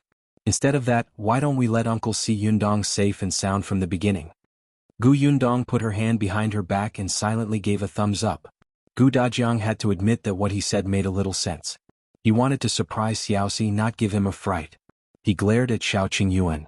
Forget it. They were about to get married anyway. If he stopped them, he would look like an evil person. Alright, then you guys go. There's no need to ride fast. Take the carriage. The most important thing is safety. After a pause, he still said, Let Xiaowan accompany you. With a third person around, it couldn't be considered a man and woman alone, right? If Gu Yundong knew what he was thinking, she would probably say that he was deceiving himself. Xiaowan was Brother Xiao's man. Father, wake up. The matter was settled just like that. Although Gu Dajiang was a little dissatisfied, he was still very excited to help pack his things when he thought about how he was about to meet his younger brother.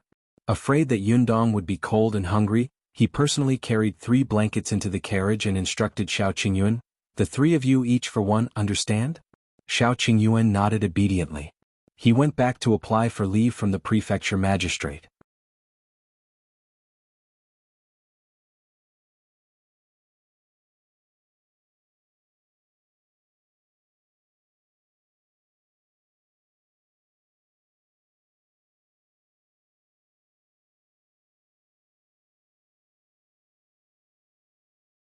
Chapter 1098.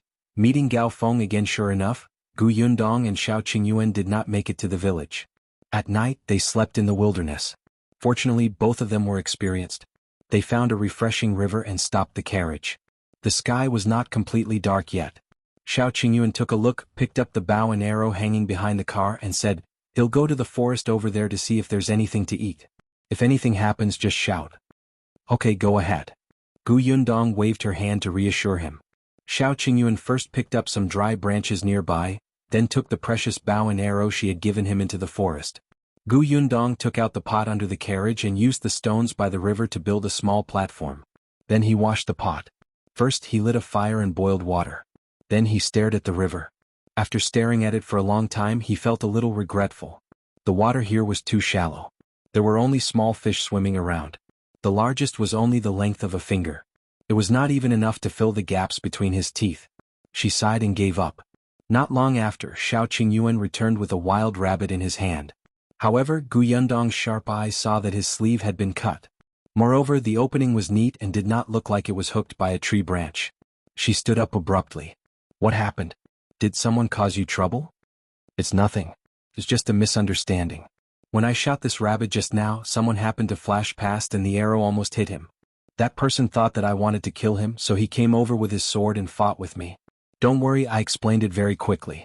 Look, I'm not injured. Although he said that he was not injured, Yundong was still worried. She pulled him around 2 or 3 times before confirming that he was indeed safe and sound. However, her brows were still furrowed. Why is that person so impulsive? What's his name? The next time I meet him, I'll definitely settle scores with him. His name is Feng. He was just in a hurry. We had a good chat. Feng? Yundong was suddenly stunned. She thought for a moment and asked him, "You said that the person's name is Feng? Is he tall and big with thick eyebrows and big eyes? Does he look very difficult to get along with? Is his mouth a little thin and the sword sheath in his hand white?" Qingyuan was surprised. You know him? He's indeed like that. Yundong felt that this was really fate. I do know them. When I was escaping from the famine, I met 2 animals who committed inhuman crimes. I thought they were going to harm my younger siblings and wanted to get rid of them. I didn't expect them to take a fancy to Feng and the others. At that time we worked together to get rid of those 2 people.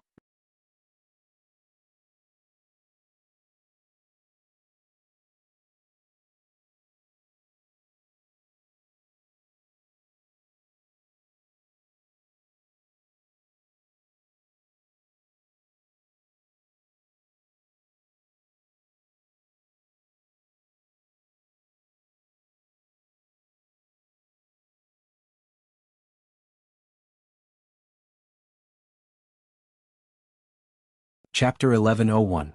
Something big happened. For the sake of caution, they had thought of an excuse to look for Zhou Jingui first, so Qingyuan also carried a bow and arrow on his back. However, the old woman frowned as if she didn't want to get into trouble.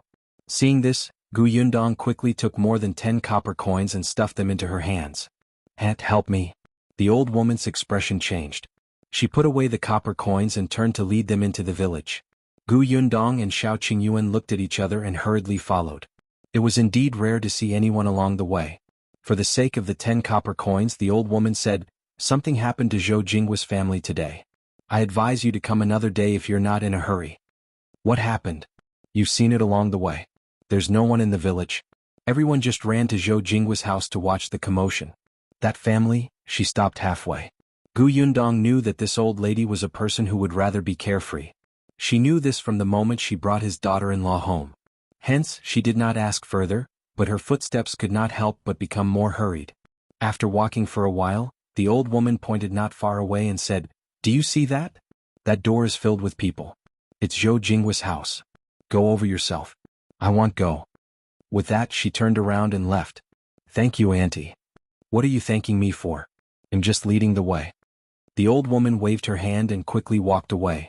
Only then did Yundong and his wife continue to walk towards Zhou Jinggui's house. Unexpectedly, after taking a few steps, they suddenly realized that the group of people had moved. The villagers who were originally standing outside the Zhou family's door to watch the show stepped aside and let the people inside come out. Yundong did not recognize anyone. From their cries and their distinct appearance, they should be from the Chang and Zhou families. The 2 elders in front looked like the patriarchs of the 2 families. Beside one of the chiefs was a middle-aged man. Yundong heard someone call, "Uncle Jingui." Could that be Zhou Jingui?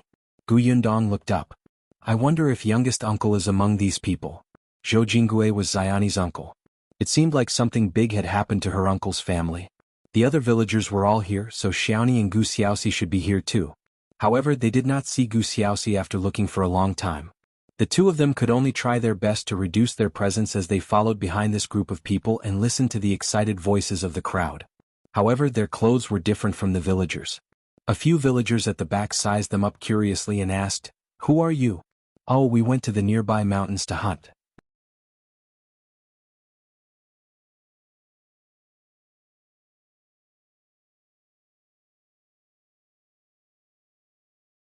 Chapter 1102. Uncle Gus Adultery? Yundong frowned and asked, "How will they handle the matter?" The man clicked his tongue and said, "What can happen to adulterers? The man will be burned to death and the woman will be sunk in the pond." Yundong's eyelids twitched and her hand was grabbed by Qingyuan. She raised her head and smiled at her. "I'm fine." She just felt that this method was too inhumane. Adultery was wrong, but to take someone's life in private, she blew out a breath and continued to follow the crowd. However, the villager beside her continued, Sigh, that goose Xiaoxi is really suicidal. He married the Zhou family's daughter, who's quite pretty. Why do you think he messed with the Chang family? Gu Yundong suddenly grabbed his arm. Wait, what did you say just now? Who is suicidal? What's wrong? That person was stunned by her grip. This girl looked soft and weak, why was she so strong? The people walking beside them were also attracted by the strange situation and turned to look. Qingyuan hurriedly retracted Gu Yundong's hand, but his expression was equally solemn. He said, "You just said that the man who committed adultery is called Gu Xiaoxi?" Yes. Is there a problem? What's the problem? There was a huge problem. Gu Yundong pursed her lips tightly. The two of them stopped in their tracks at the same time. The person who spoke to them looked at them and felt puzzled. He quickly followed the crowd. As soon as they left, Gu Yundong and Qingyuan looked at each other. It's impossible for my uncle to commit adultery. I know. Something must have happened. That person said that he was locked up in the ancestral hall. Let's go to the ancestral hall now and save him. Gu Yundong nodded. However, there were two ancestral halls in Great Rock Village and they did not know where Gu Xiaoxi was. Just as Qingyuan was about to capture that person again and ask him for his exact location, he saw that the large group of people in front had already stopped. From the commotion, they had already arrived at the ancestral hall. The two of them looked at each other and quickly walked to the alley beside them when no one was paying attention. They quickly circled to the back of the Zhou family's ancestral hall. The patriarchs of the Zhou and Chang families seemed to be talking at the entrance of the ancestral hall. This gave Gu Yundong and Qingyuan a chance. The walls of the ancestral hall were slightly higher than ordinary houses, but it was not difficult for the two of them. Gu Yundong stepped on Qingyuan's shoulder and jumped in. Qingyuan turned around and entered. The Zhou family's ancestral hall was very clean. It seemed that even though Great Rock Village was poor, the two clans were not careless in this aspect. They probably wanted to suppress the other party.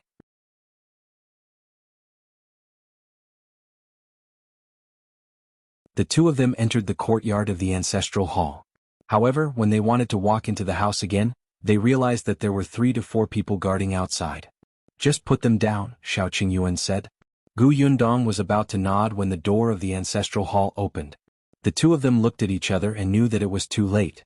They could only suppress their restless hands for the time being. They hurriedly took a few steps back and hid behind a large vat in the courtyard. The door of the ancestral hall opened, but not many people entered. This was the Zhou family's ancestral hall. It was already an impressive matter to let the Chang family's patriarch and a few elders in. The other villagers could only stay outside. However, only the chief, Zhou Jianghu, and a small number of people came in. The entire ancestral hall was extremely quiet.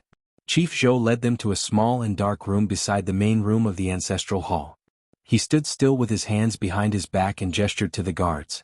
Open the door. If you find any errors, ads pop up, ads redirect, broken links, non-standard content, etc. Please let us know reports so we can fix it as soon as possible. You're tuning in to the Han Li's Wuxia Adventures YouTube channel. We're so grateful for your support and don't forget to subscribe to join us on this incredible journey through captivating stories. Your generosity through donations truly makes a world of difference, as it's the primary source of revenue that allows me to expand and enhance this channel for you. Thank you from the bottom of my heart for being a part of this adventure.